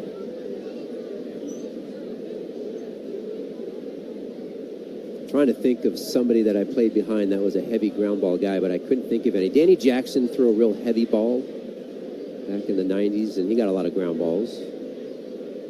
1-2 count here, 2 outs. The pitch to Stott runs high. Brandon Webb was certainly one of the best that I'd seen. I mean, that dude it was a bowling ball up there. He was thrown up there, and guys just breaking bats left and right, hitting weak rollers on the infield. When you play against that team, you make sure you bring extra bats, is what you're saying. Yeah. 2-2 count. Here's the pitch. That's low. Full count to Stott. 2 outs. A lot of pitches here from Palante. Nice job by Bryson Stott. Now behind early is worked back into a full count. Well, his eye right now it's just been impeccable since the break. Full count, the pitch, and that goes to the backstop way over the catcher's glove. That's ball 4. And the ball kicked off the wall and came right back to the feet of Stott, who just never moved out of the box. That's the 3rd walk today by Palante.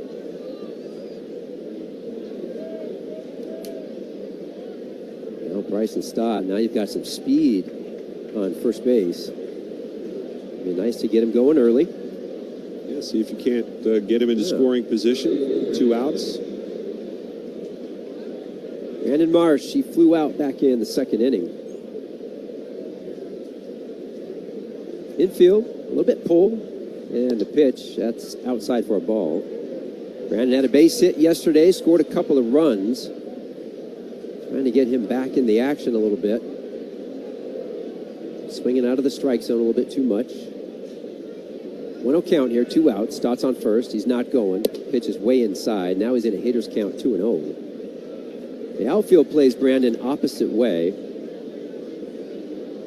Wynn, on most of the left-handed hitters, he's the shortstop, pretty much plays up the middle on all the lefties. And it's been effective over the last couple of days. There's been a lot of hard ground balls right at him. 2-0. That's a strike. Count runs 2-1.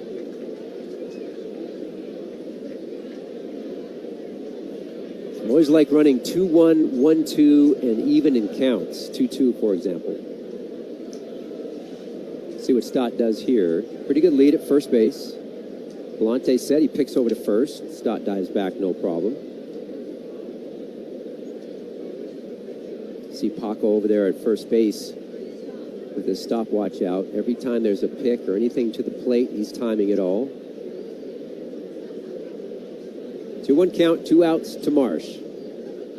Stott's on the run. Here's the pitch and the throw down to second base. Stott slides head first. He's in there safe. And it was a ball to Brandon. And that's 23 now for Bryson Stott. 23 for 23. A pretty good jump. Strong throw there from Pages. He throws out at a 32% caught stealing clip. Just a little bit inside the bag. Wynn had to reach for it and then try to reach back and get Stott. It was sliding to the outside of the bag. So 3-1 count now to Brandon. Runner in scoring position. Galante at the chest. He rocks and fires. Swing and a miss. Just missed that big swing. Count's full.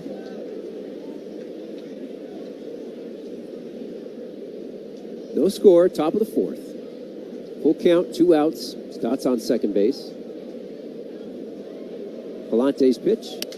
And this ball is hit off the end of the bat, right at the third baseman on a soft line drive. Blaze Jordan puts it in his pocket for the third out. And Brandon Marsh, again, just can't find the barrel. Leaves that runner out there. Gosh, we've gone to Sea Dogs games since we were kids. I've been coming to see the Sea Dogs for the last 30 years. Great experience. Everybody here is just bends over backwards to help people out and wish the world was like it is right here at the ballpark. We've always wanted to be more than just a baseball team. We want to be strong, active, contributing members of the community. And I think that effort is seen by the people and the fans, and they want to support that effort. Junior Caminero, a homer to start the scoring, and a 2-run single. Oh, here goes another. Left center field. We wondered what it would be like for Junior in Colorado. It's 8-1 Rays on Junior's 32nd, and that was a rocket. Tell you what, folks, these next couple days, I want to at least make sure you tune in when Junior comes out to a Coors Field. I mean, my goodness, this was an absolute bullet. Both the home runs he's hit tonight, it's not just because they're in Colorado. They would have been gone anywhere. Puedes ser el dueño de grandes momentos del béisbol. MLB Auction te permite participar en la subasta de bates, bolas y jerseys autografiados, con artículos de tus equipos de grandes ligas favoritos, leyendas y jugadores. Visita auctions.mlb.com.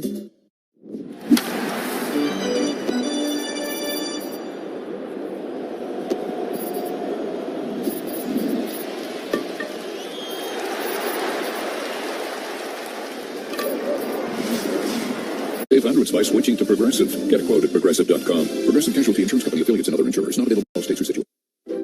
No magic words, no wishing of home. All you need is scratching. Play the Wizard of Oz family of scratch-offs from the PA Lottery with big top prizes. Play today. Players must be 18 or older. Please play responsibly.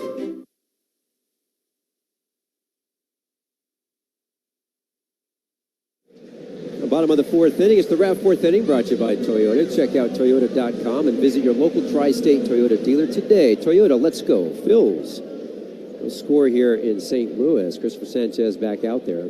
3 hits each team.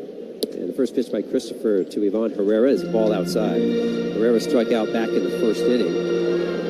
He's the DH today. Hits in the 2 spot. And they're going to play hard pull in the infield. Pretty straight up in the outfield. Next pitch, swing and a miss, swung right over the top of it.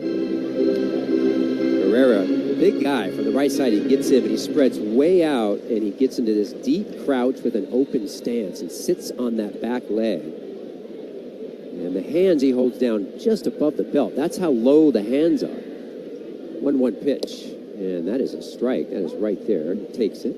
Counts 1-2. But it works for him. And on the homestand, he's 10 for 20. They had Colorado come in before the Phillies. During that time as well, he has 6 extra base hits in the last 5 games. So he's starting to heat up. 1-2 pitch. Misses inside.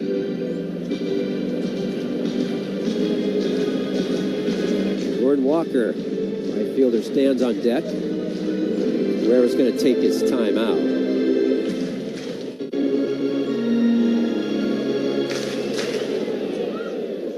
Christopher, he's ready. Pulls that glove up there. He's working out of the windup. His 2-2 pitch. And that's fouled straight down. Christopher sitting right at 45 pitches.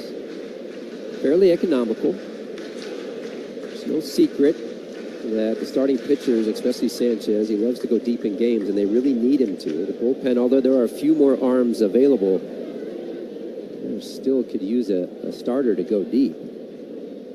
And the pitch, swing and a miss on a slider inside, and he wasn't even close to hitting it. In fact, the ball almost hit him. He swung over the top of it. That's the first out here in the bottom of the 4th. It's Christopher's 4th strikeout today. Far today, he's had a strikeout in every inning. Just 1. Jordan Walker will step in. Flew out back in the 1st inning. And the pitch. That is a strike on the outside corner. Jordan Walker brings in a 10-game hitting streak. He's been hitting .309 during that time. And talk a lot about streaks. His streak is actually the longest active one going on right now in baseball. The 0-1. And that ball misses low. Count goes 1-1. Both of these teams out of the All-Star break really struggled. The Phils were 9-13 out of the All-Star break. Cardinals 9-14. Pitch. That misses off the plate. Yeah, Cardinals were in much better shape going into the break in that wild card race. Heavy pull in the infield against Walker. Sanchez, he fires and misses low with the changeup. Count now 3-1. Got to be very careful with Walker.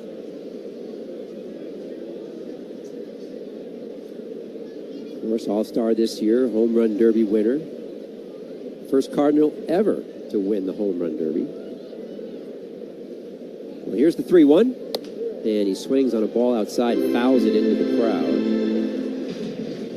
Count runs full, 1 out, bottom of the 4th.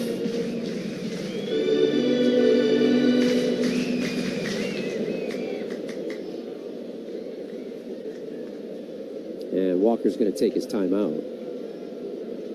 Pretty subdued crowd. I mean, I suppose it could be the heat. Maybe the lack of action. A little of both. 3-2. The pitch. Swings a ground ball toward third, just hooks foul. Stuck gets over there and throws it into the dugout. Do it again. Walker hitting .284 on the year, has 23 bombs, 83 RBI. Has a lot of strikeouts, though, at 122 strikeouts, but he's okay with that these days. 3-2 pitch. Foul back. Do it again.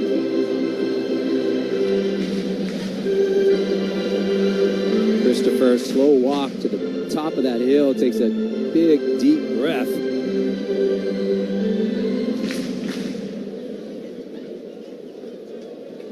He's ready to go. 3-2 count. Out of his windup, he rocks and he fires. This ball's hit in the air out towards center. Crawford on, hustling in. He's on a full sprint, and he will get there. He catches the ball, almost overran it, but he makes the catch. That's the second out of the inning. Justin took a hard step back, and I don't blame him against the big boy swinging. Yeah, big swing. I think it fooled him a little bit, and then he had to come rushing in. as you described, he almost came in too far. He ends up having to reach up head high to make that grab. Hitter will be Alec Burleson. Struck out looking in the second inning. Hits from the left side, and the first pitch misses off the plate. There are 2 outs here in the bottom of the 4th inning.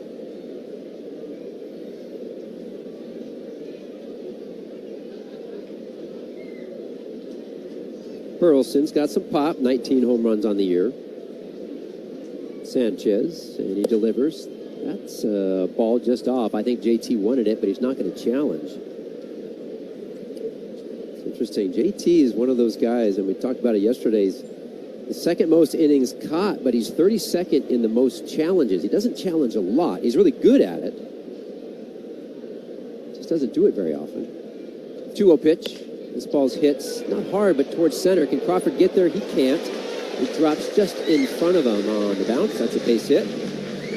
Cardinals have a base runner now with 2 outs here in the bottom of the 4th. Yeah, and lately, honestly, over the last 4 or 5 games, it feels like the Phillies have missed numerous opportunities to challenge. The Phillies don't really do, day by day sort of post-mortem on every game and, hey, these pitches could have been, this one shouldn't have been, that kind of thing. Jose Fermin steps in, right side. First pitch is a strike down the middle. It's more the collective. They look every month. They look at all kinds of numbers from defense to offense to pitching. And one of the things they do look at that point is where do we rank in ABS challenges? Do we need to be more aggressive? Should we try to up the ante a little bit more? 0-1 pitch to Fermin, misses low.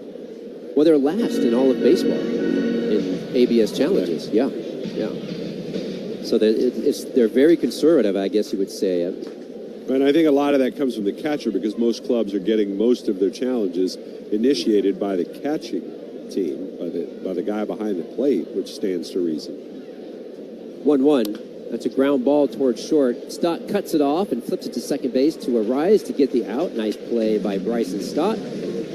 Cardinals do get a base runner with 2 outs, but no damage done as Christopher Sanchez works. All your favorite games from MLB Play are back. Bigger, bolder, and better than ever. Test your skills with daily puzzles like MLB Pickle, the Ultimate Mystery Player Challenge, and Immaculate Grid, where stats and strategy collide. Then in Spinball, build your roster, take on your friends, and compete for the weekly prize. Or be the first to beat the streak and hit your way to the $5.6 million jackpot. Plus, the all-new Daily Walk-Off. Lock in your players by category for the walk-off win.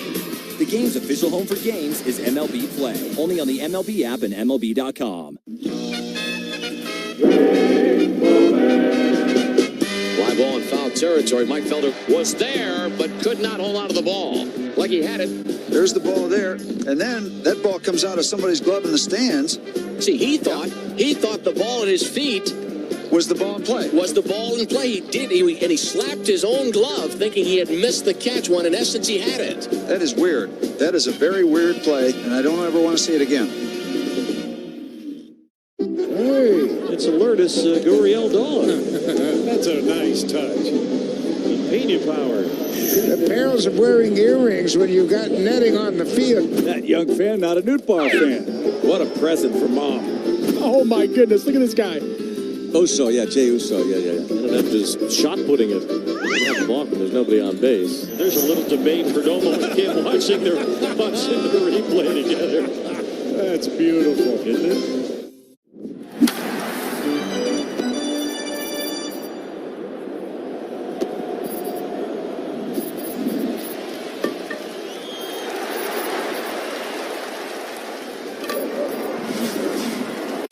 Grab tickets today at Phillies.com.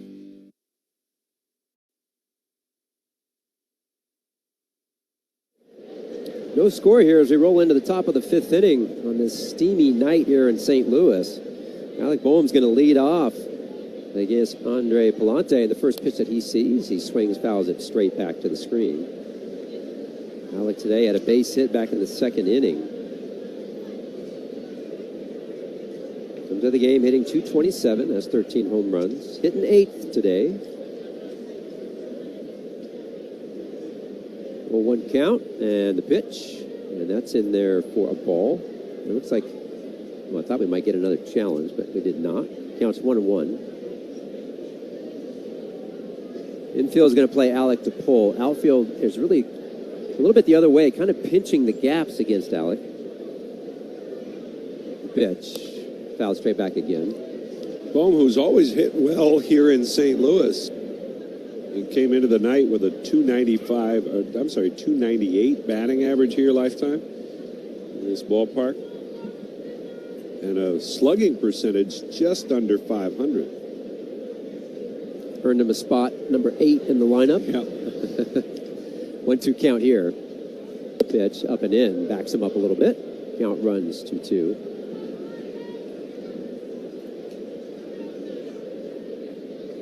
Palante, a lot of four-seamers right over the top. Slider, sinker, and that curveball, again, right. He's really big on tunneling. That curveball is also right over the top. 2-2. This ball is hit in the air towards center field. Hit pretty well. Back goes Parias to the wall. At the wall, he jumps and he makes the catch. I think he did.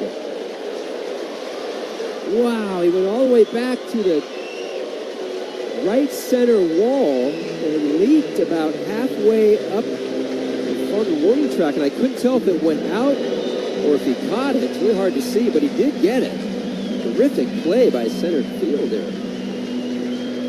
Wow. Well, Pereira, that was not going to go out. He caught it right at the top of the fence, which is 8 feet high. That was going to be off the wall, but still a great running catch with his arm outstretched, and in the air he went hard into the wall with his back and went right down to his backside, just sat down on the warning track and pumped his fist. Crawford's going to step in now with 1 out. And he takes the first pitch down. That ball did not have home run distance. It would have hit off the top of the wall. Talk about one, that ball really carried, and then the same one you see from somebody else doesn't carry. Well, the ball that was hit there last night by Derek Hill, I thought carried a lot more than I thought it was going to. Yeah. 1-0. Foul ball. So maybe there's something to that particular spot in the ballpark, because that's basically the same direction that Derek Hill hit his ball last night. Whereas 50 feet over to the right there near the Cardinal bullpen, the ball died on Schwarber. Next pitch to Justin. He fouls it off. Count runs 1-2. 1 out. Justin today grounded into a double play back in the second inning.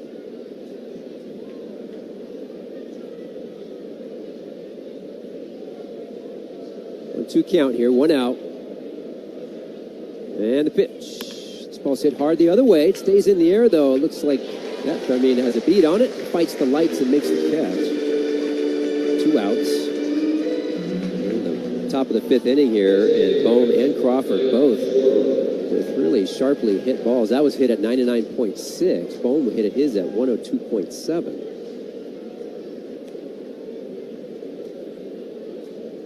That'll flip the lineup to Kyle Schwarber. Kyle base hit in the first inning and grounded out back in the third. 5-game hit streak on the line for Kyle. And the first pitch misses down low. It was funny, I was looking at that streak for Kyle. 5 games, his last 5 games, 8 hits, hit .414, scored 4 runs. The 6 games before that, he was hitless. The 1-0, and he takes that low, counts 2-0. And then the 5 games before that, he had a 5-game hit streak as well. We kind of say that's a little bit of a definition of a streaky hitter. He's got a hitter's count here, 2-0, 2 outs. And the pitch, he takes a fastball for a strike on the outside corner.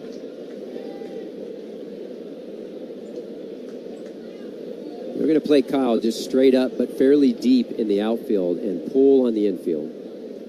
Counts 2-1. Palante, he rocks and fires. There's a little check swing. He didn't go, and they called the ball. And probably has kind of held that like he wanted it. Doesn't want a challenge, though. Trey Turner stands on deck. Man, I mean, it would be so nice if somebody would just start the wave or something in here. I mean, literally, nobody can move the crowd. Talking about the crowd. It's so quiet. See if Kyle can wake him up. 3-2, 2 outs. Top of the fifth, no score. Palante fires. A check swing. He drops his bat. They check the umpire third, and he did go, says the umpire down there. And I think I agree, as he was trying to hang off the high fastball and couldn't do it. So Palante goes out. A couple of hard hit balls, but he's 1-2-3 here at the top of the fifth. We'll head to the bottom of the fifth inning. Knotted up at 0. Hey, it's John Kruk. I'll tell you, life's a heck of a lot easier when you got somebody dependable in your lineup. That's Thompson. From South Korea, just the third. There's a swing and a miss. Royce Lewis, one of the hottest hitters going in the big league, strikes out, and Miz has his first K. 2 outs in the first. And a swing and a miss. 104. Struck him out swinging. 104 with a fastball, and he K's a pair of twins in the opening inning. Comps to Mizorowski with the extreme fastball. There's a swing and a miss. Another heater, and he gets his third strikeout. And this one in the zone, down and in. One that just cannot get to it underneath.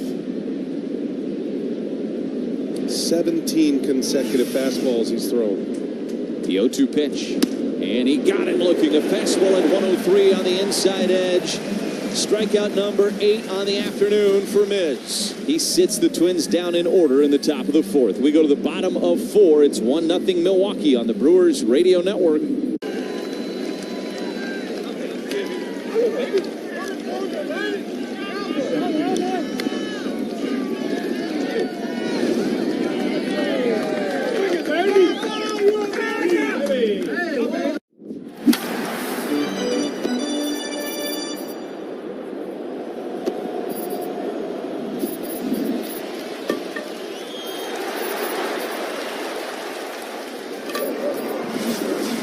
Saturday, August 22nd at 6:05 and Sunday, August 23rd at 1:35. Secure seats today at Phillies.com.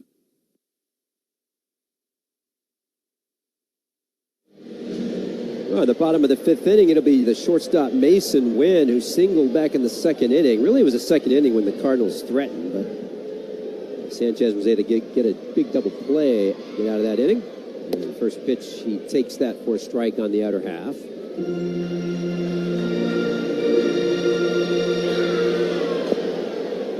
Hard pull in the infield against Wynn, straight up in the outfield.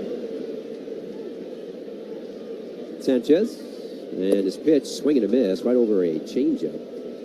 And I kind of mentioned that big stride by Wynn. He stands really tall, and then he has a leg kick. And it's one thing to have the kick in a short stride. He has a kick in a very long stride. We call it a very loose swing. That's how we used to talk about that. Javier Baez, no one's worse than him. 0-2 count here. Sanchez pitch, and that's in the inner half, and he got him looking. Strike 3 for the first out of the inning. Good pitch by Christopher. Well, we have 10 seconds. Let's let stations identify themselves. You're listening to the Philadelphia Phillies Radio Network.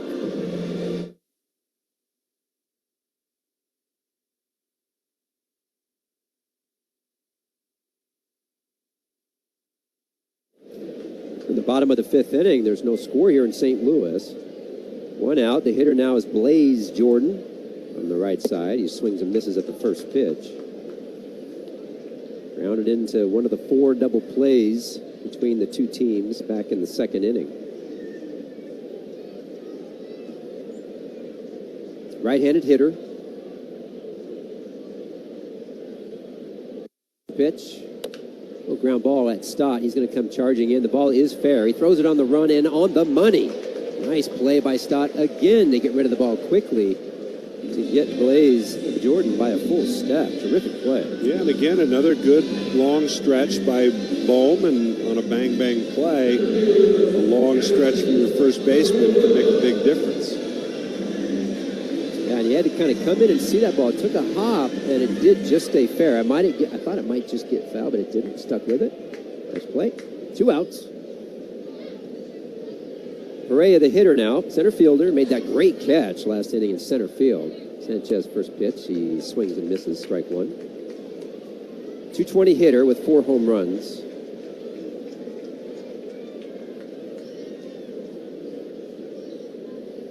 Perea's had a tough year. He's been on the IR a lot this year. He's been injured. And the pitch, that's off the plate.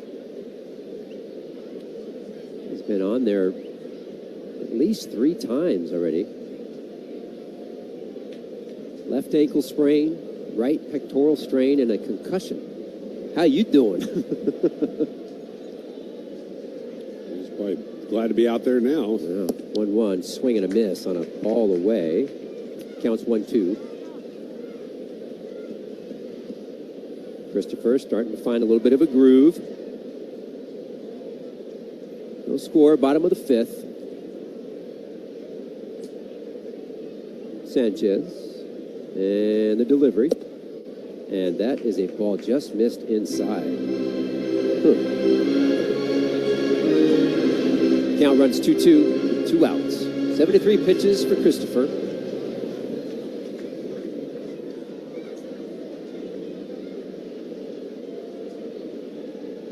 The 2-2.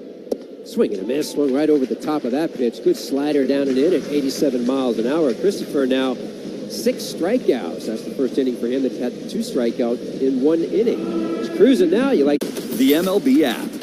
Yeah, it's got game.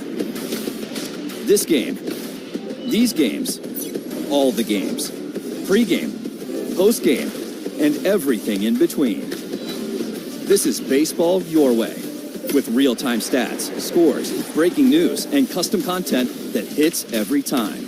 Because you choose the teams and pick the players you want to follow. So when they catch it on the field, you catch it on the app.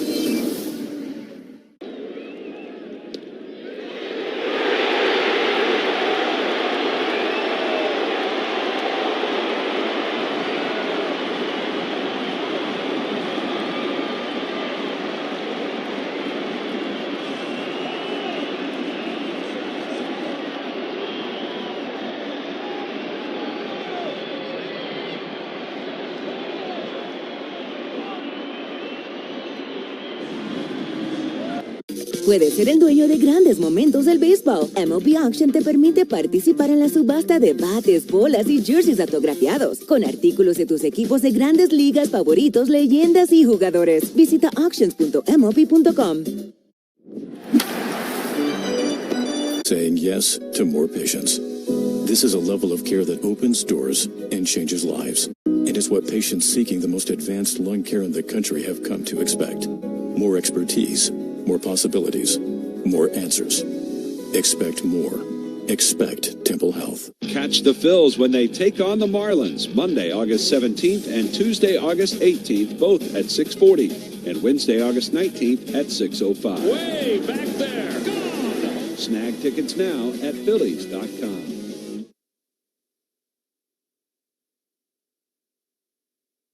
Well, on Thursday at 7:30 p.m. Eastern Time, your Phillies take on the Twins in Dyersville, Iowa for MLB at Field of Dreams, presented by John Deere, streaming live on Netflix. Trey Turner leads off here in the 6th inning. A scoreless game so far tonight from St. Louis. First pitch is a breaking ball down and away. Andre Palante on the mound for the Cardinals tonight, coming off his first 1-2-3 inning. In the 5th, here's the 1-0. And that one's in for a strike. Turner walked his last time up. He's got a strikeout and a walk. And he's 2 times to the plate against Palante. 1 ball, 1 strike. And the pitch. Swung on, fouled back into the screen. And it's 1-2. They're playing tonight in Dyersville, Iowa, a minor league Field of Dreams game. The Iowa Cubs playing some other team. I don't know. And they're still really dreaming. 1-2. And that's down low. I went up to refill my Coke, and they had it on in the press area up there. And I saw a guy hit a homer into the corn. Is that right? Yeah.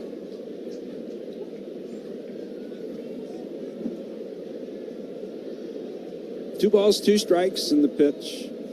Here's a swing and a liner. That's over the leaf of one. It's a base hit into left. A leadoff single for the Phillies here to start this 6th inning. I was talking to Phil down in the clubhouse yesterday about the challenges of going to a game like this. Of course, he had to do London and the Little League game a couple of years ago. And he said, no, it's not too bad, except they have to bring all of these uniforms and all of the hats. He doesn't trust sending them. Not going to do that. He brings them all. I said, well, is there any corn on the uniforms? He said, no. But I do believe there might be a bat, maybe. I don't know if I'm supposed to say anything, but cat's out of the bag now. Corn's out of the cob, baby. It's Harper. And the pitch to Bryce. He takes, and that's inside for ball one. I would imagine that there are going to be some pretty decorative bats, maybe. You know. Yeah, well, we've seen the uniforms. Those have been shown, and they're for sale, shockingly. Oh. You can buy them. Yeah. The 1-0. And Harper takes, and that one just missed. It's 2 balls and no strikes. Maybe we're jumping the gun here with movie-wise, but Field of Dreams, the movie, baseball movie, where's that rank for you? I don't rank. I mean, it's a baseball movie for me. Yeah. That's what you're giving us? Yeah. 2-0 count. Here's the pitch, and that one's in for a strike. I like it. I watch it. If it comes on, I'll... So if I gave you another one and say which one you like better? Okay, sure. Bull Durham? Enough said. Well, here's a throw over to first, and back easily is Turner. What are you asking me to rank? Just flat out which one's a better movie? Which one do you... Well, it would be your opinion on which one do you like better. Oh, okay. Yeah.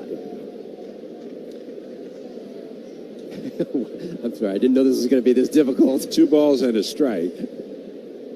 And the pitch. Swing and a ground ball hit the second, should be 2. Weatherholt to win and on the first, and that is the 3rd double play turned tonight by the Cardinals. And the 2nd hit into by Bryce Harper. I guess I would probably say Field of Dreams. I feel like, but that's more just not based on whether it's a better movie or not. Understood. It's more just, for me, it was personal better connection, I guess. I don't know. Well, that's what I was looking for. The pitch to Arise, that's outside. I mean, I spent time in the minor leagues, 3 years of broadcasting baseball. Many of those games were in the state of Iowa, by the way. 1-0 pitch. Swung on, pop foul, out of play by Arise. And so I can, kind of get the minor league story or whatever. But, I guess I'd go Field of Dreams. What about you? All right. I went Bull Durham. Yeah. Yeah, in my head, Bull Durham. Then I looked up baseball movies and didn't realize there are lots of them. The 1-1. And it swung on, fouled out of play. I mean, I would probably go The Natural before either of those two. Okay, that's fair. Great movie, by the way. Some of it too, and I got thinking about it, is like time of life. When I was in college and when I was, could watch a movie or upright, then Bull Durham, baby, was hilarious. But then as you got older, Arise swings and grounds one towards second. Weatherholt's got it. He'll flip it to first, and the over continues for Luis Arise. No runs on a hit. Nobody left after the double play ball. And we'll head to the bottom of the 6th. It's still 1-2. And Cease freezes him for strike 3 looking. Gets him on a changeup. He's punched out 4 and 3. Who you want to pitch backwards? Swing and a miss. He got him on a fastball for his 5th strikeout. Now the key to that, Ben, is landing your off-speed pitch early in the zone to then be able to get to the fastball. His 1-2. Make it 1 for 25. 7 Ks for Dylan Cease in 4 scoreless innings. All your favorite games from MLB Play are back. Bigger, bolder, and better than ever. Test your skills with daily puzzles like MLB Pickle, the Ultimate Mystery Player Challenge, and Immaculate Grid, where stats and strategy collide. Then in Spinball, build your roster, take on your friends, and compete for the weekly prize. Or be the first to beat the streak and hit your way to the $5.6 million jackpot. Plus, the all-new Daily Walk-Off. Lock in your players by category for the walk-off win. The game's official home for games is MLB Play. Only on the MLB app and MLB.com. Puedes ser el dueño de grandes momentos del béisbol. MLB Auction te permite participar en la subasta de bates, bolas y jerseys autografiados, con artículos de tus equipos de grandes ligas favoritos, leyendas y jugadores. Visita auctions.mlb.com.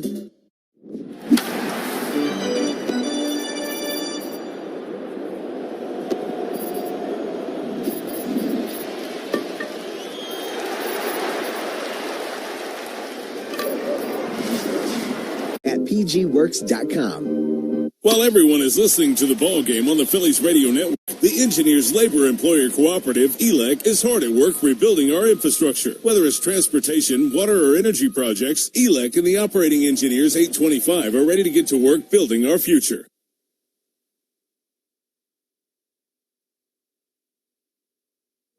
Your citizen stats leader, I'll give that to you now after our long discussion about movies here in the press box. Kyle Schwarber is on the heels of the one and only Babe Ruth. Kyle has hit 222 home runs so far in his first 5 seasons with the Phillies. That ranks only second to Babe Ruth as the most home runs hit in a player's first 5 seasons with a franchise. Ruth, 235 home runs with the Yankees. So Kyle's 13 behind. Citizens, the official bank of the Phillies. Pedro Pajes, the number 9 batter, leads off for the Cardinals here in a scoreless game. First pitch from Sanchez on the way. To swing and a miss. Nothing going to on the count. Pajes, Weatherholt, and Herrera. As Christopher, 5 innings, no runs. He's given up 4 hits. They've all been singles. Here's the windup. And the 0-1 pitch. And that one is down low. He's had 2 double plays turned behind him. 6 strikeouts. Sanchez started the inning at 74 pitches. Flipped that number, 47 for strikes. Action in the Cardinal pen once again as the pitch on the way. And a swing and a miss. They had the lefty Caleb Ferguson up for a time, and he has stopped throwing. And they're getting a right-hander up now.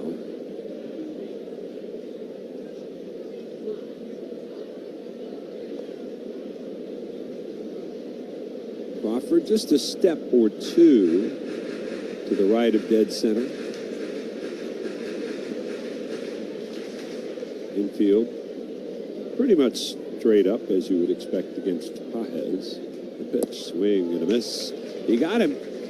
Change up. Strikeout number 7, and now they're starting to come with a little more frequency for Christopher. A big part of Christopher's game is his first pitch strike percentage, and I talked about that yesterday toward the end of the game with Painter and Ronhell. Sanchez today, he's at 61%, so he's up over that 60% mark. Painter yesterday was in the 40s, and Ronhell, I think, was even below that on the first pitch strike percentage. Here's Weatherholt, and he takes inside for ball 1. Well, Alan Ronhell was sent out earlier today. Everybody had a big pat on the back for Alan Ronhell, who really had to, I don't want to say wear it, but it was going to be him or nobody, it seemed like. The 1-0 pitch, that's in for a strike. And Ronhell able to survive during his 3-inning outing. And, help hold on to the lead.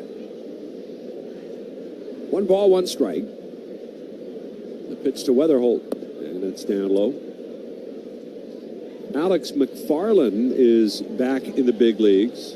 The hard-throwing right-hander had been here just after the break, made 1 appearance, and was sent back to the minors. McFarland was also brought up in April, but never got into a game. A 2-1 pitch, and it's down and away. But now in the wake of the injury to Caleb Killian, Don Mattingly basically said out and out, there's a real opportunity right now for McFarland to stick around if he can handle the job, and that they might even look to him to get some big outs. 3-1 to Weatherholt, and that is a strike. He caught the outside corner with his sinker.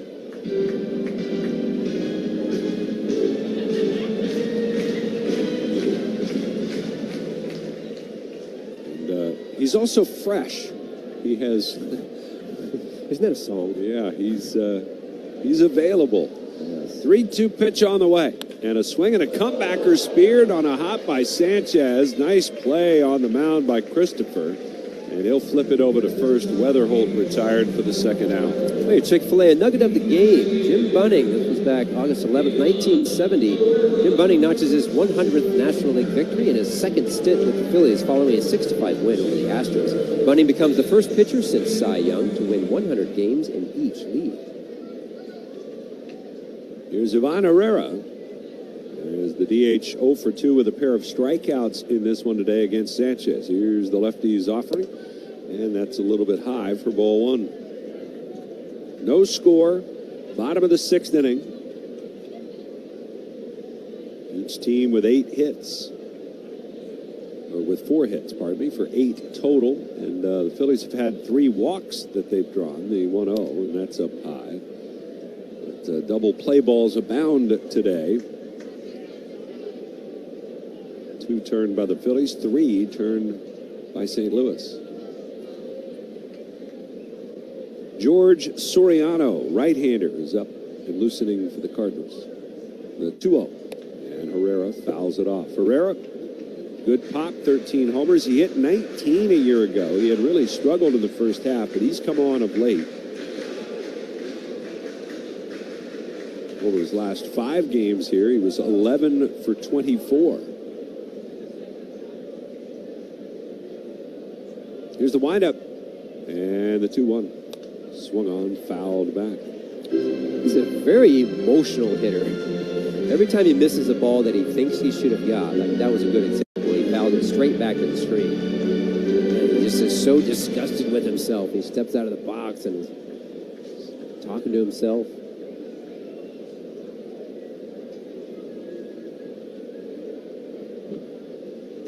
Two balls and 2 strikes.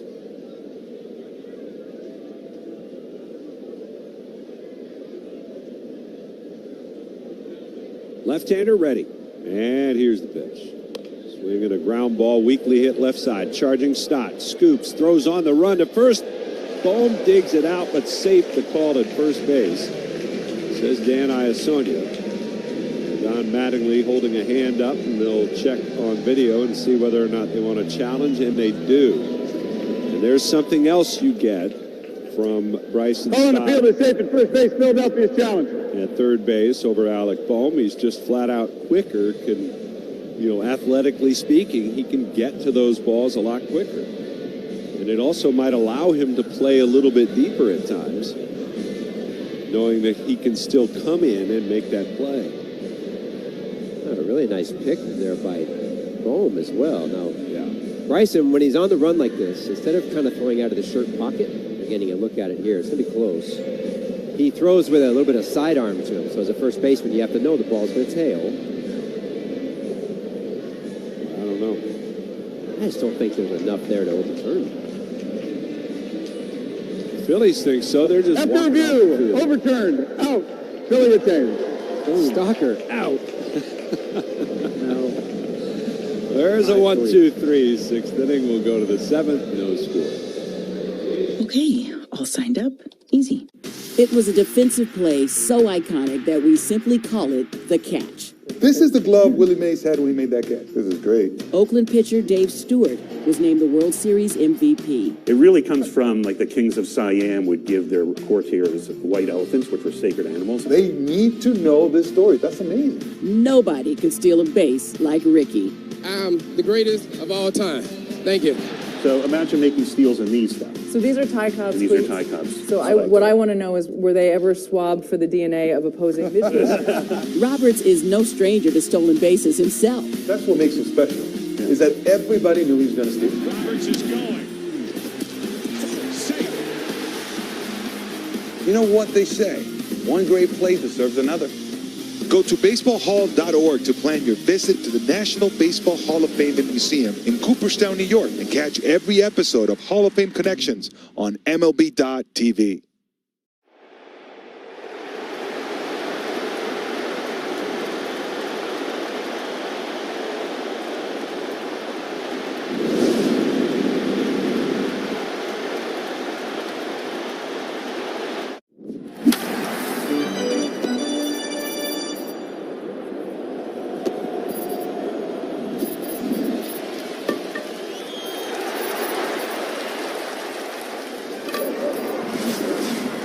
the Flow Rida post-game concert presented by Jim Beam on Tuesday, August 18th after the Phils take on the Marlins at 6:40. Snag field passes and tickets today at Phillies.com.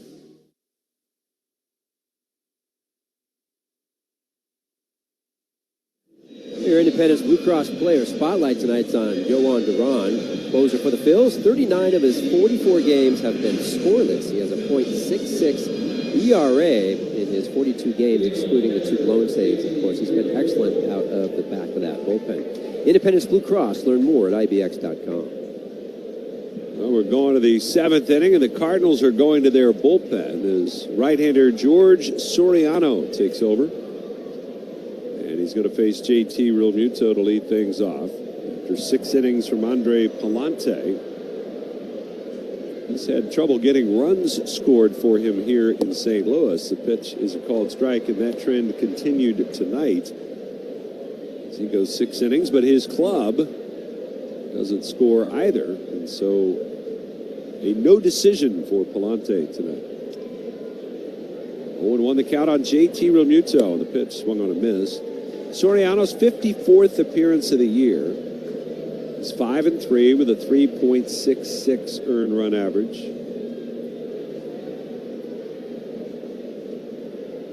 Picked up a win over the Rockies in his last appearance on Sunday, despite giving up a homer. And he's given up a home run in 2 of his last 3 outings. 0-2. And that one is a called third strike. Breaking ball. Got him looking. And JT a quick out on 3 pitches to start this 7th inning. The Phillies now have the bullpen getting going. That's McFarland. There you go right there. Right-hander. It's getting hot down there. Sanchez at 89 pitches.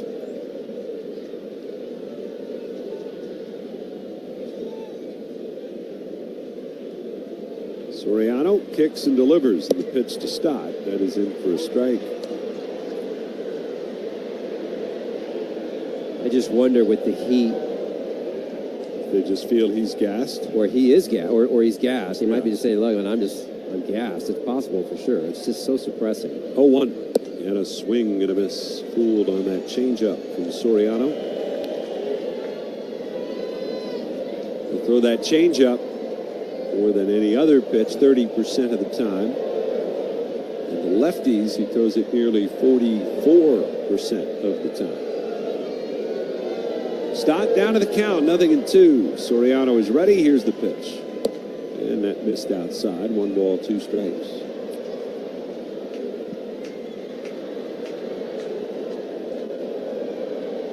With that changeup, lefties have only hit 163 off him this year. The pitch swung on, fouled back.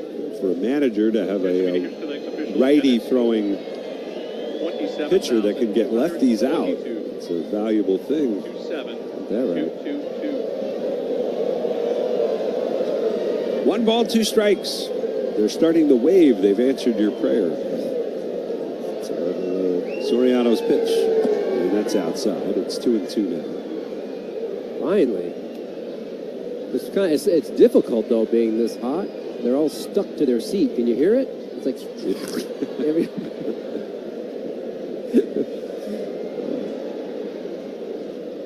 2 balls and 2 strikes.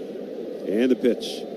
That one is a called third strike, and Stott would like to challenge it. Oh, strike, the batter challenge.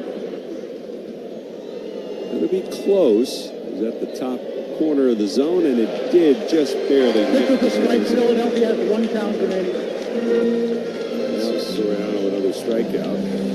That's that challenge brought to you by Gusto, baby. Hire, pay, and grow your team with Gusto.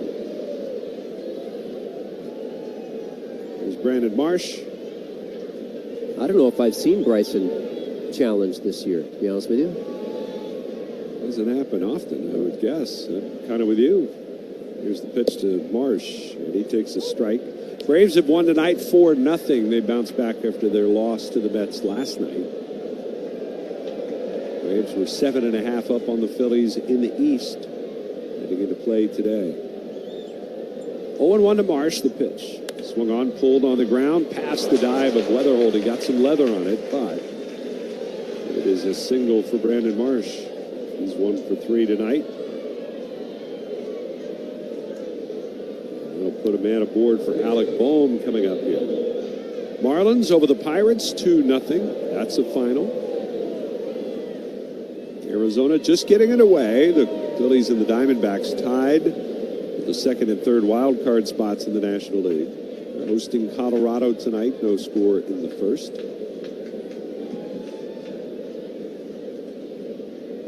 Pitch. Bohm takes. That's in for a strike. Padres are 1 back of those 2 teams, the Phillies and Diamondbacks. And they are hosting Milwaukee tonight. Got a win in the series opener last night. Here it is a scoreless game in the 7th inning. Marsh being held at first by Burleson. Soriano's pitch. And Bohm takes inside. That almost clipped him on that elbow guard, but he spun out of the way of it. Lefty is up again for the Cards. Phillies seem to be headed to the rookie Alex McFarland. 1 ball, 1 strike, and the pitch. That's down low. 2-1.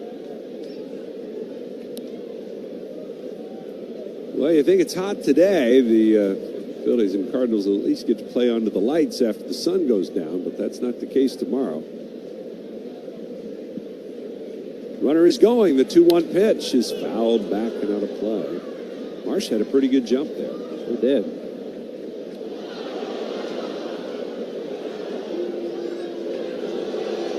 Zach Wheeler will be on the mound tomorrow. Opposite Kyle Leahy, another righty. It's a 2:15 Eastern time first pitch. 2 balls, 2 strikes with 2 outs here in a scoreless game. Soriano tucks the baseball into his glove, comes set at the belt. The 2-2 pitch. And it's down in the dirt, knocked down by Pages as he keeps it out front. So Bohm works the count full.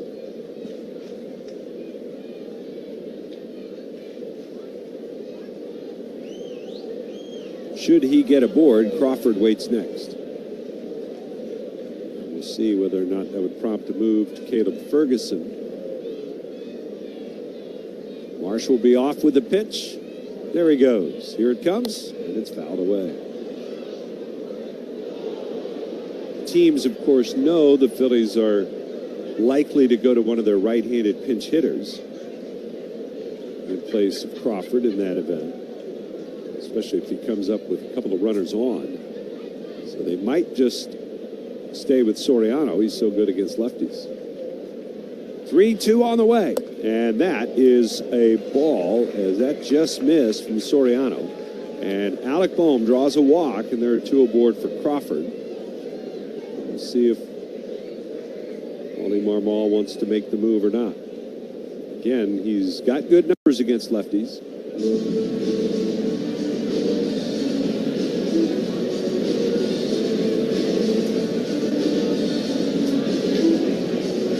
Caleb Ferguson, recent acquisition from the Reds, was roughed up a bit last night. Tell you what, Alec Bohm, terrific at bat. Now he's got. You see that note? He's now after tonight 36 plate appearances without a punch out. Offensively, that goes all the way back to the 2nd of August, and so he's starting to. Now it's not like he's hitting everything hard. Clearly he's not, but he's seeing the ball. He's working the count. That was a good at-bat there. Gets a guy in scoring position, move him along.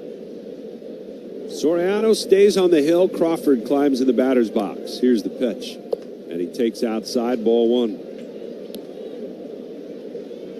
Well, he struck out Real Muto in short order and then needed just to nick the zone to get the strikeout of Stott. And the single and now a walk. Here's the pitch. And that's taken down and in, 2-0. And boy, now you almost put a take on here. Good. Make sure you see a strike. You definitely could, but I think you would have to put it on because Justin Crawford loved to swing 2-0. Soriano sets up third base side of the rubber. Here's the pitch. And he swings and hooks it foul down the first base line. 2-0 slider, and that's man. I know you want to hit, but you know, sometimes I don't know. I don't know why Don doesn't put on the take in those situations. I know he's still developing. Justin Crawford is. You have Schwarber on deck. You're in a tight game.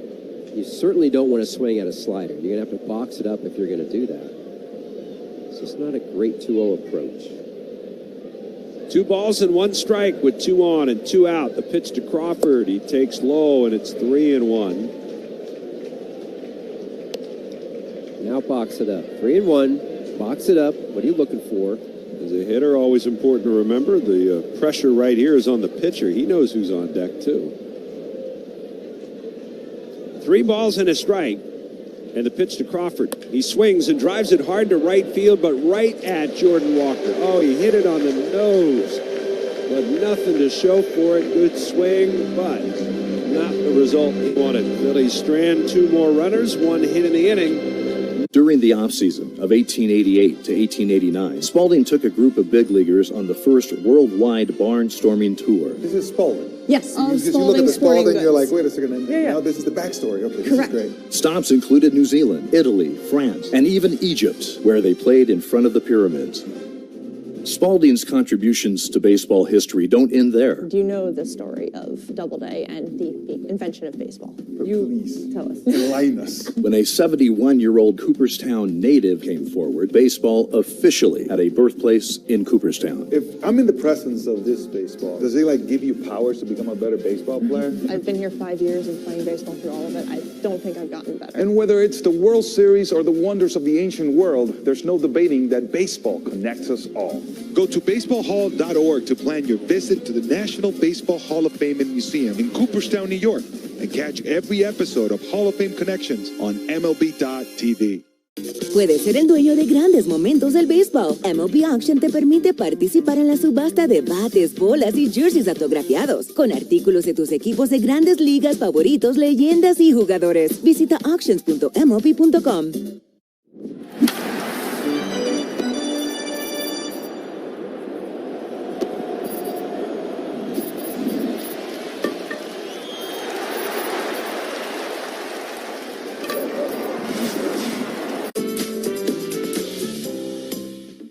Your favorite power hitter, pocket-sized. All fans receive a Wawa Kyle Schwarber bobble figurine on Friday, August 21st when the Phillies take on the Cardinals at 6:40. Visit Phillies.com for tickets now.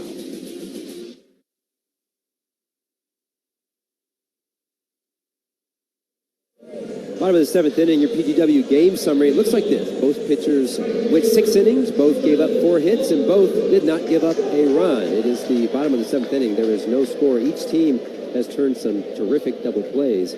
But again, you're fighting for runs at this point. That's your game summary. PGW fueling the future. And the Phillies turning to their rookie, Alex McFarland, who delivers the first pitch down low for ball 1, and they bring him in to face the heart of the Cardinal order, 3, 4, and 5 in the righty's pitch. And that is a breaking ball that is in for a strike. McFarland was called up in April, never got into a game. Called up again in July and appeared in 1 game against the Dodgers. So here for his 3rd stint with the Phillies. Jordan Walker waits. The 1-1 is taken low. Pitch to scoreless 9th inning against the Dodgers on 12 pitches, and he faced some pretty good hitters in that frame. The pitch, and that is a strike called. Ohtani, Pajes, and Muncy for the Dodgers that night. Yeah. A 183 earned run average combined between Lehigh Valley and Reading this season. The pitch, we'll wait on it. It's time called by Walker.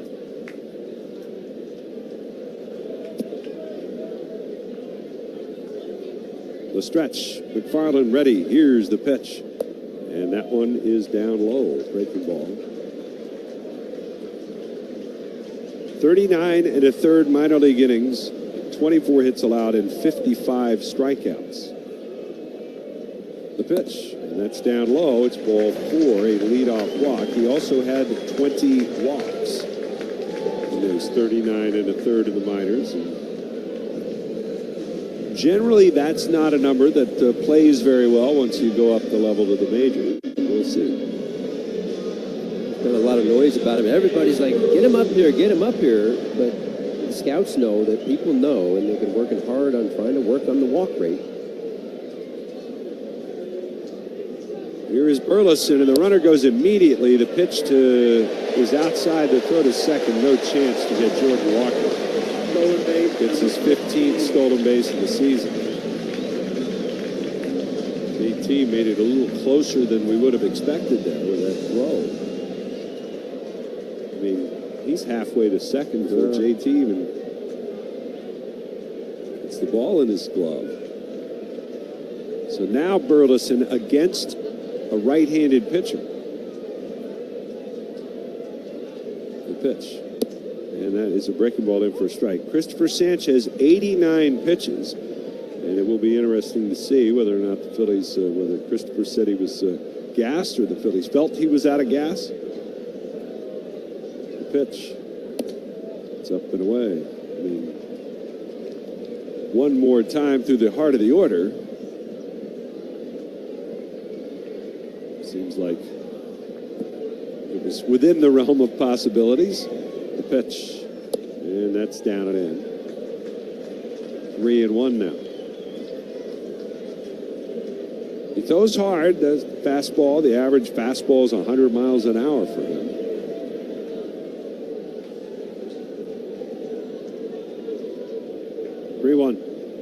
Swing and a miss. There's the gas right there at 101. A little tardy was Burleson. Yeah, you got to turn it up a notch. A little bit. McFarland is ready, and the pitch. Swinging a foul back. Oh, and he did. Just missed that one. Had a pretty good swing at that. There's just not a lot from McFarland that's going to trick you. You know it's hard. Everything is hard. Fastball, slider. There you go. 3-2 again. And a swing and a miss. He got him another fastball. And Alex McFarland with his first major league strikeout off Alec Burleson. And there's the first out here in the 7th inning. Does he not get that baseball? How do they do that? Didn't see whether or not they tossed it aside. I do not believe they did. Just was curious. And the pitch. And that is in there for a called strike. Did not have a strikeout in that game against the Dodgers.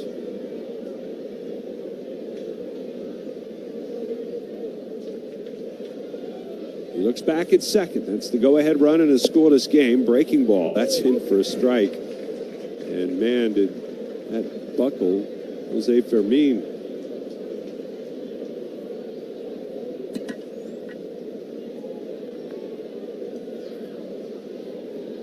The stretch by McFarland, the pitch. Breaking ball. He fouled it away. Kind of an emergency hack at that breaking ball. He's 25 years of age, turned 25 back in June. He was originally drafted by the St. Louis Cardinals coming out of high school, as time called, but did not sign. He was a 25th round pick in 2019. Went to the University of Miami instead.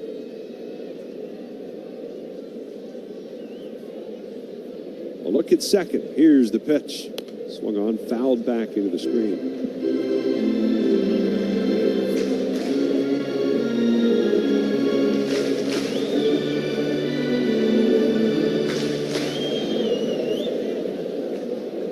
No balls, 2 strikes on Fermin. And the pitch. Breaking ball, grounded towards the middle, Turner to his left. He gloves it, sets his feet, throws it across. Down to third goes Walker. That is out number 2. The go-ahead run now 90 feet away, and here comes Mason Wynn.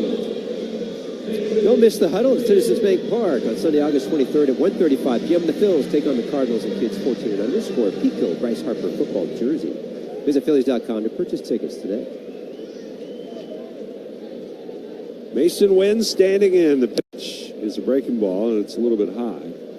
Alex McFarland was pitching most of the year at Double-A. We read off his minor league numbers, but he's only had 4 Triple-A appearances. The 1-0. And a swing and a line drive right center field. There's a base hit. Parker over to pick it up on 2 hops, and Mason Wynn drives in the game's first run here in the bottom of the 7th inning as the leadoff walk comes around to score, and it's 1-0 Cardinals. Wynn's just guessing dead red fastball. I mean, you might as well. You're looking at them from the side, these Cardinal players. So they're going to guess fastball. This is just right down the heart. Sitting all over it. Caleb Cotham is on his way out to the mound to talk with McFarland. And I mentioned that short time at AAA, they use a different baseball in Double-A. And the major league clubs and the AAA leagues use the same baseball. The ones at Double-A are a little different, so I mean, obviously the seams are different is the big thing, the height of the seams, and so that can be an adjustment. Now at Lehigh Valley, he had not given up a run. He was pitching lights out since the Phillies sent him down in July.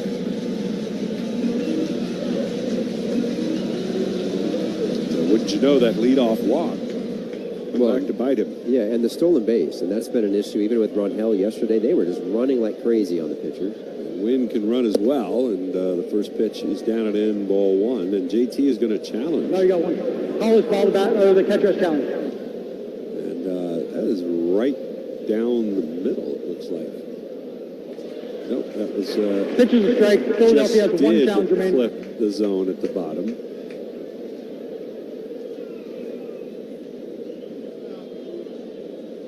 Oh, and 1 the count. The pitch. And that's inside. The StatCast marker that we had in here was basically down the middle. Missed it? Yeah. 1-1. A rise almost straight up the middle against Jordan. And a check swing. Did he? Yes, he did. 1 ball, 2 strikes.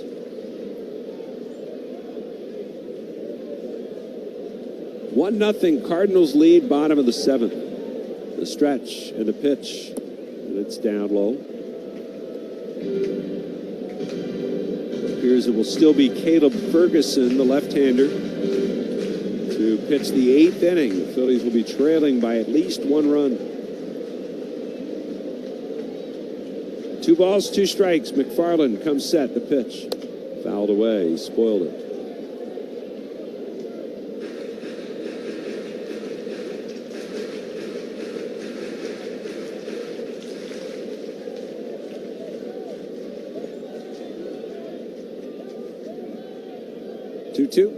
And a swing and a high bounder towards third. Stott charges, gloves, throws on the run, got him again. And another nice play over there at third base by Bryson Stott. And that will do it for the Cardinals. But they get the game's first run on just 1 hit, 1 left. And after... In this game, you've got to keep your eye on the ball, but it's harder than it looks. A Little League error there gives Jackson an extra 90 feet. The action has defied all prediction. And, he tried to put it back in the glove. Oh, that's a great move. What just happened? You can never be sure of anything in this strange game of baseball. I think he hit the hole that was in that hole, the netting. And speaking of strange things... Geraldo Perdomo darts out of the dugout, cuts off Mr. Red and Rosie Red. Curveball got away. That pitcher takes his eye off the ball. From flubs to flair, let's check out some fine fielding affairs. He did it again! Junior dives like Superman. Oh! Robbed by Marcy in center! Going, man, you're gone. Onto the warning track, makes the over-the-shoulder grab. Nunez from the shortstop side of the bag. Pops up and throws out Bobby Witt. To the left center, Jake Myers! What a catch! How about that? Puedes ser el dueño de grandes momentos del béisbol. MLB Auction te permite participar en la subasta de bates, bolas y jerseys autografiados, con artículos de tus equipos de grandes ligas favoritos, leyendas y jugadores. Visita auctions.mlb.com.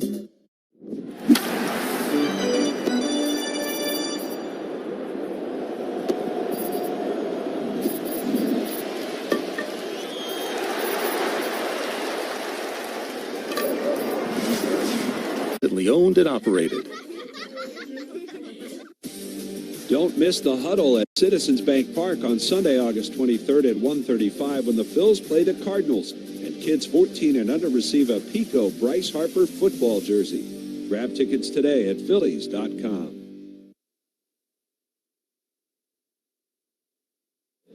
Well, calling all wild ones. You're invited to the Flow Rida postgame concert presented by Jim Beam at Citizens Bank Park after the Phillies play the Marlins on Tuesday, August 18th at 6:40 p.m. Your game ticket is your concert ticket, but field passes are available for purchase. Visit Phillies.com/theme nights to purchase tickets and field passes today. Left-hander Caleb Ferguson on to face the top of the Phillies order here in inning number 8. First pitch to Kyle Schwarber up around his head. He ducks out of the way of it. A few changes for the Cardinals. In addition to Ferguson taking over, Nathan Church comes into the game to play center field. Herrera will move over to left field. So Fermin is out of the game. 1-0 and a swing and a miss. Ferguson, who could not retire a batter yesterday, through 20 pitches, faced 4 hitters. They all reached.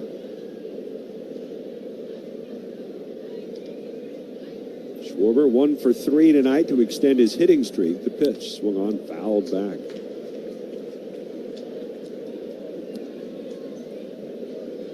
And it's 1 ball, 2 strikes. Ryan Stanek is also up now in the Cardinal pen. He's a right-hander. Phillies are getting Tim Mesa loose. Ferguson, the stretch, and the 1-2. It's down and away. Soriano went an inning, worked around a hit and a walk. 2 balls, 2 strikes to Schwarber. Ferguson is ready. Here's the pitch. And that's inside.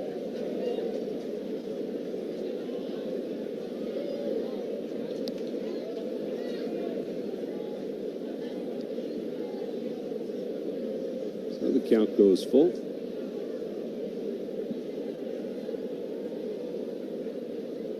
And the left-hander ready. His payoff pitch. Schwarber fouls it back. The last time, we've mentioned it a few times here recently, especially with all these walk-off opportunities for the Phillies. Their last walk-off home run was hit by Schwarber, and it came off of Caleb Ferguson. That was back when he pitched for the Dodgers in 2023. That's amazing. Yeah. Well, they've got Walker, the right fielder, 5 steps from the track. I mean, it's so deep. Ferguson ready again, another 3-2. It's way outside, ball 4. He walks the leadoff man, and we'll see if it spells the same doom for the Cardinals bullpen as it did for the Phillies. Phillies are going to run for Schwarber at first. Derek Hill is out of the dugout. And so, well, the pinch runner here in the 8th. Phillies try to find a way to get this tying run home at the very least. Trey Turner, the batter. He's been on base twice tonight. A single and a walk. Ferguson. High set. And the runner is going right away. The pitch is down and in. Throw to second is not in time. Boy, it's close. Weatherholt swipe tag at the foot of Derek Hill. But safe the call and no challenge from the Cardinals. Well, that is a gutsy steal, too, because Ferguson has 2 kicks. He has a slide move, and he has the big one. Well, that's a slide move. A terrific jump by Hill. So now Turner with a job to do and get him over to third base, if nothing else. Ferguson is ready. Jordan is tight to the bag at third base. The pitch. Turner checks his swing. Pitch was outside. They ask it first. There's no swing. It's 2 balls and no strikes. The Cardinals defensively now, they're going to have Burleson, their first baseman. He's back now, but he'll creep in. And if he hits it the other way hard, Burleson has a shot to go to third. 2 balls, no strikes, the pitch. And it's high.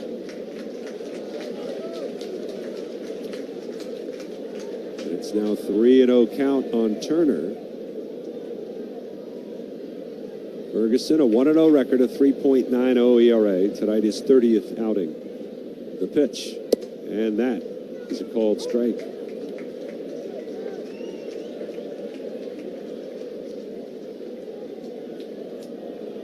Three and one now. 1-0 Cardinals, 8th inning. Ferguson set the pitch. Down low, ball 4. Well, he's got to face 3 hitters, so that means he will see Harper here. And Ryan Stanek looms after that, if they choose to do that. First things first, we're going to get a visit from Dusty Blake, who's on his way out. And with that, let's pause for station identification here on the Phillies Radio Network.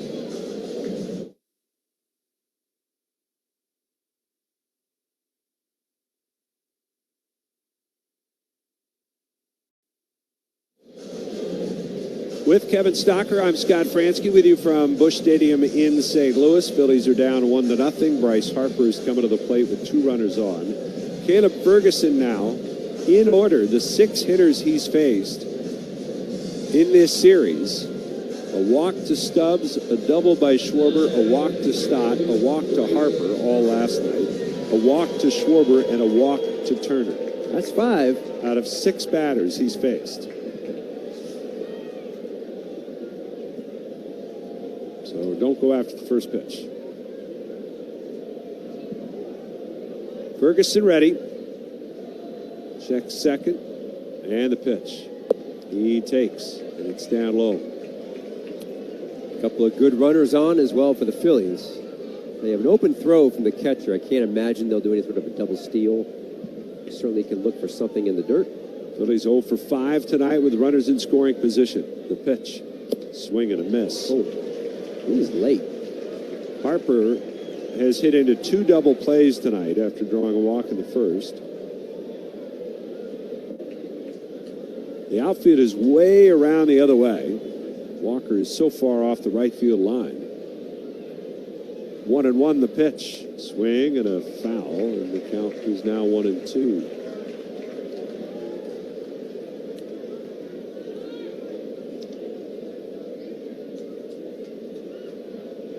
Harper in his career 1 for 4 against Ferguson with a walk.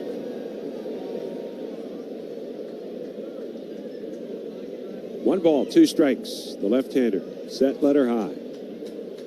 Long, set, now the pitch, and that missed outside.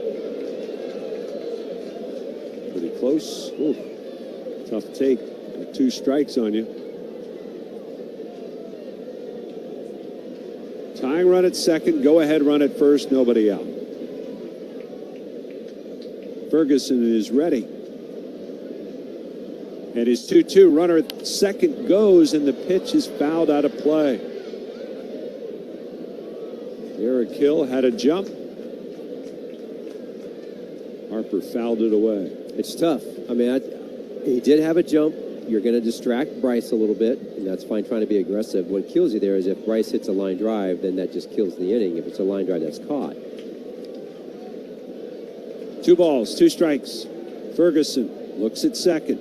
Hill inching off the bag again, and Ferguson will step off, turn that way, and get him to go back. Phillies, who have won 7 out of 10 so far in the month of August, trying to keep that going and make it a 3-game winning streak, but they need a rally. The 2-2. Swing and a foul again. Slow breaking ball. A slurve from Ferguson. Comes in at 80 miles an hour. Harper spoiled it. Left-hander has the sign. Harper waits. And the pitch. Way outside. The count runs full, 3-2. Harper with orange batting gloves. Orange and gray cleats. Taps the barrel down to the plate. Raises the hand, sets his bat. Ferguson's 3-2. Swing and a foul out of play. And the battle continues. as that was pitch number 9.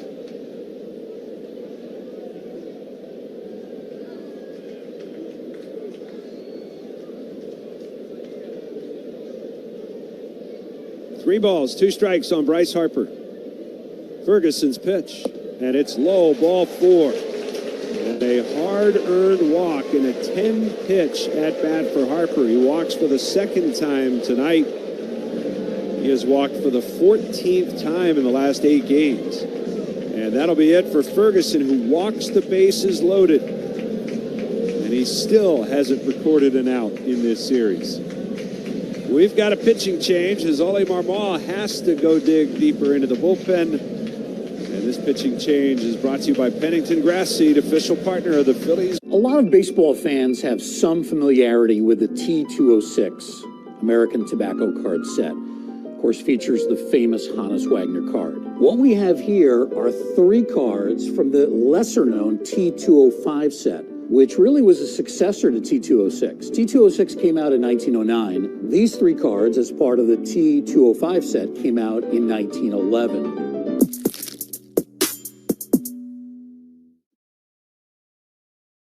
At 36 games above 500. Oh, and there it goes. Way, way, way up into the air. And Camadero's got his 3rd home run in Colorado.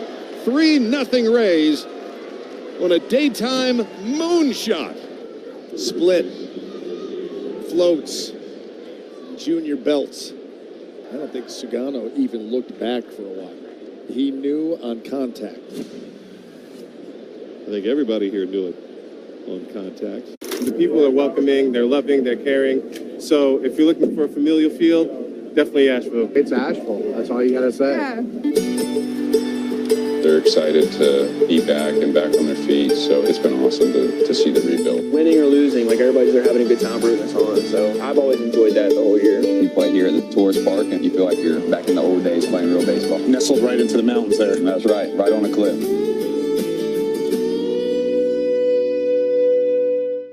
Puede ser el dueño de grandes momentos del béisbol. Veteran right-hander Ryan Stanek is coming out of the Cardinal bullpen.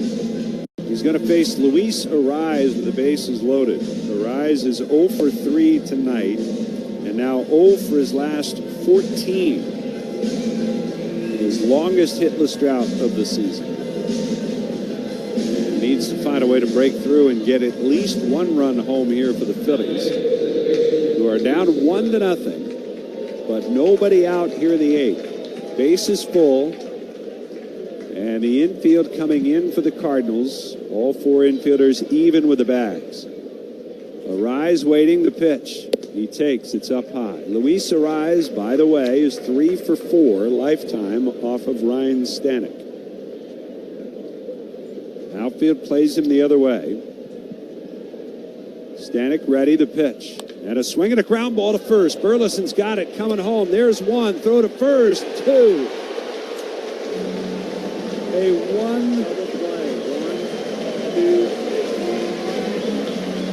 1-2-3 double play. A 3-2-3 double play. He got back. Yep.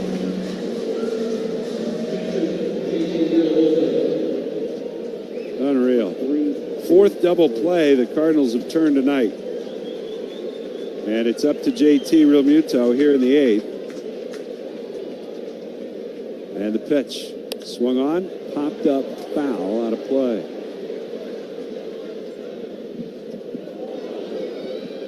Oh, 0-1 the count.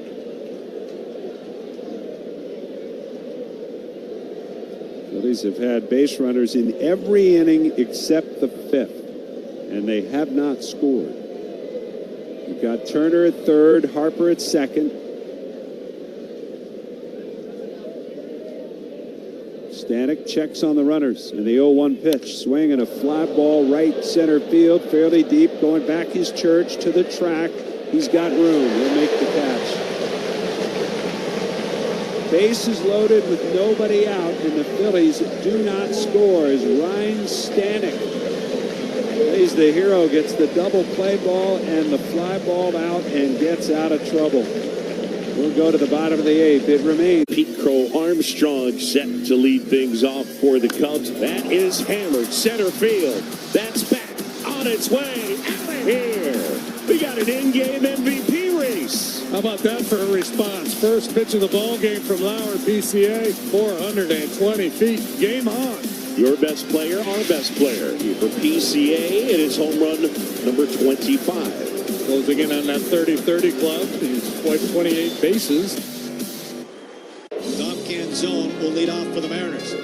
Canzone. Deep left. You can't forget about it. Dom Canzone strikes twice on opening night. Yeah, just an easy 1-9 exit off the bat from Dom Canzone. 93 down and in. Crushes this ball. Same spot, right center. Multi-homer game for Canzone. A one-run game now at the bottom of the 7th. Less relying on the home run ball, huh? Jammed in, a little pop-up. Everybody's coming, but the pitcher wants it. Now he's going to give way. What's he doing? It's going to be dropped. Keystone Cops on the infield for the Rockies. His bill's got to beat him. Battling the sun. He bobbles and recovers. That's a highlight tape and a heck of a catch. That went straight lawn dart. It's in the ground. On guard. That's it. See, he comes off that stool down there and makes a nice catch, a hot line drive. And Vladdy's applauding.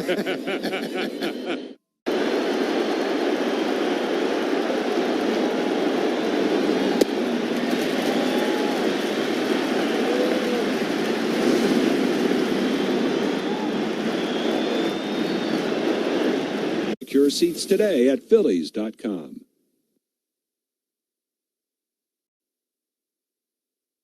This copyrighted broadcast is presented by authority of the Philadelphia Phillies and may not be reproduced or retransmitted in any form. The accounts and descriptions of this game may not be disseminated without the express written consent of the Phillies. Tim Mesa will pitch the bottom of the 8th for the Phillies after missing a golden opportunity. The Phils had the bases loaded, nobody out. Luis Ariz at the plate, and he grounds into a 3-2-3 double play. JT flies out to the wall. You get those two in reverse order, and it's a tie game.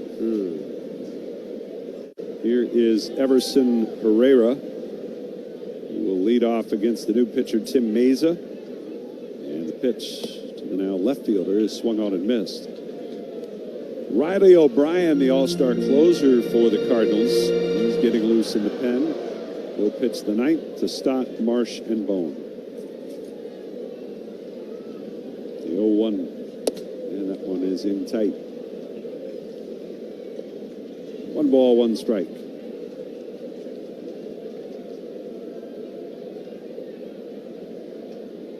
Each team with 5 hits. Pitch swung on, hit high and deep, center field. Crawford turns, going back. He's out of room. It's gone. Tim Mesa surrenders the solo home run to lead off the bottom of the 8th. Everson Herrera is 5th. And it's now 2-0 to St. Louis.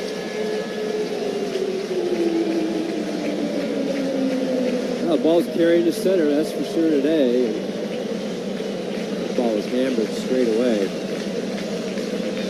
Man, that's just unfortunate. That was 430 feet to dead center.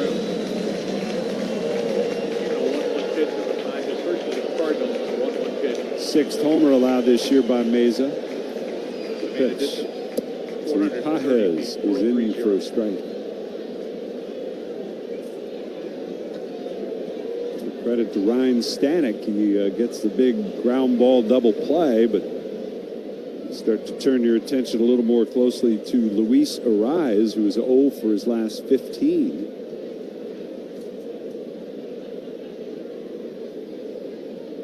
Pitch. Swung on, fouled down the right side. Giving chase is Harper, but it'll be out of his reach.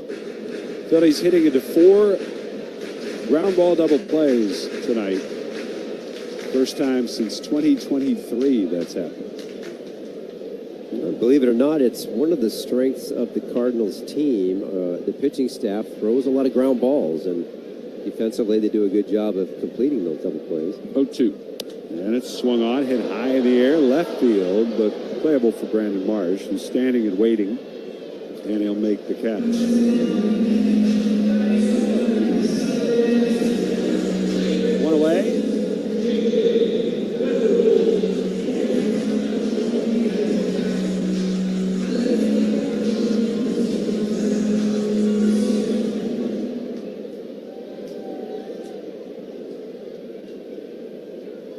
J.J. Weatherholt.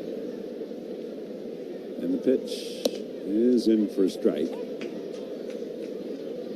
What you hope right now with the rise, I mean, he's in a thing right now, probably trying to do too much. He's with a new team. He's had some big situations. Hitting fourth, which is relatively not a spot he's hit. Pitch swung on, fouled back. Not a ton. What you hope is that he doesn't go out there with these big situations and go, okay, I got to put everything on me, on my shoulders, rather than just try to work through it. It's a big opportunity. He didn't come through. Now he's hit the ball pretty hard, but he's got to get through this mentally, let it go. 0-2 pitch, and it's outside.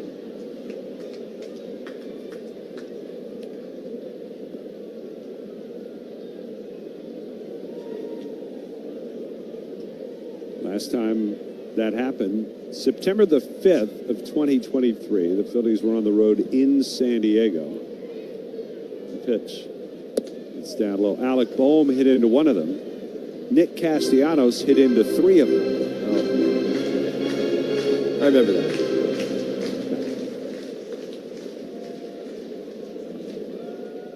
2-2 pitch. Swing and a miss. He got him. And Meza strikes out Weatherholt.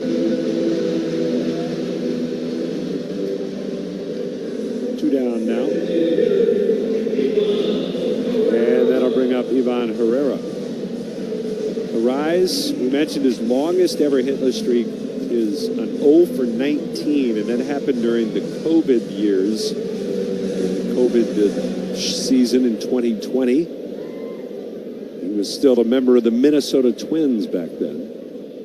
The pitch, and that's down low. He's had 2 streaks of 16 consecutive hitless at bats. One in 2025, one in 21. The pitch. And it swung on, hit well to center. Crawford came in, now goes back into his left to make the catch. And the side is retired. But an insurance run for the Cardinals on the home run by Pereira. And we'll go to the 9th. Last chance time for the Phillies. Te encantan los jugadores. Te encanta el juego. ¡Y se fue!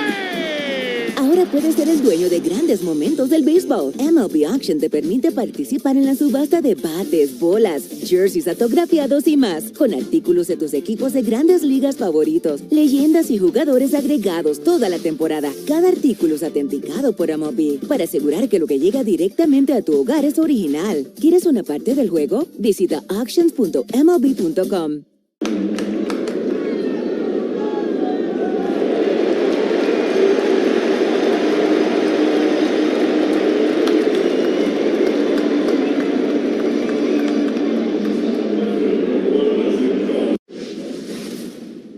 Starting as a Dodger is in the books for Tarek Skubal. He strikes out 6, he walks 2, gives up a couple runs, the home run in the 3rd, and then the tough luck infield hit in the 6th.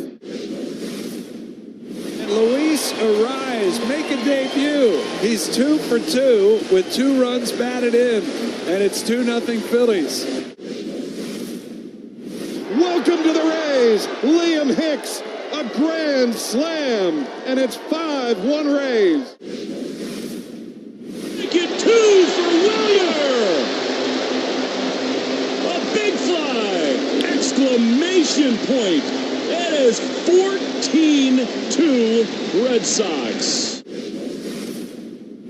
Torres back! George! Reliable natural gas to Philadelphia homes and businesses safely is our top priority. If you smell gas, call 215-235-1212. PGW, fueling the future.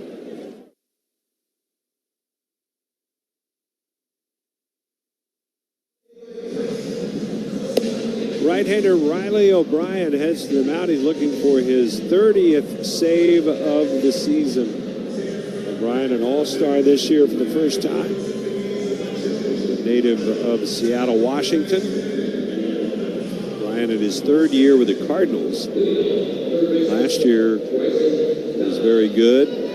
2.06 earned run average. This season, that ERA a little bit higher. It's a 3.21, but again, 29 saves. He's got a 2-run lead to protect. Bryson Stott leads off against him, takes the first pitch for a called strike. 0-1. All these Phillies seeing O'Brien for the first time.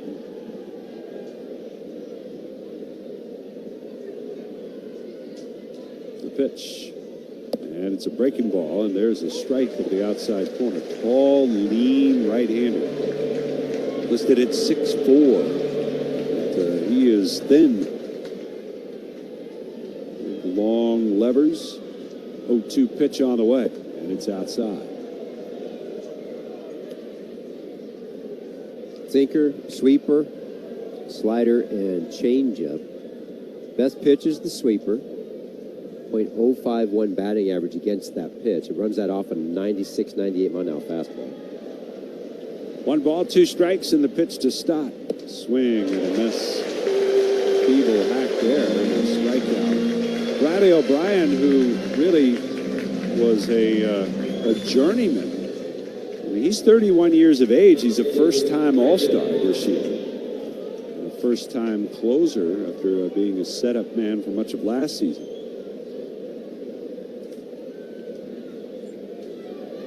Here's Brandon Marsh. And the pitch. Swung on, ripped towards first, caught by Burleson. There's out number 2.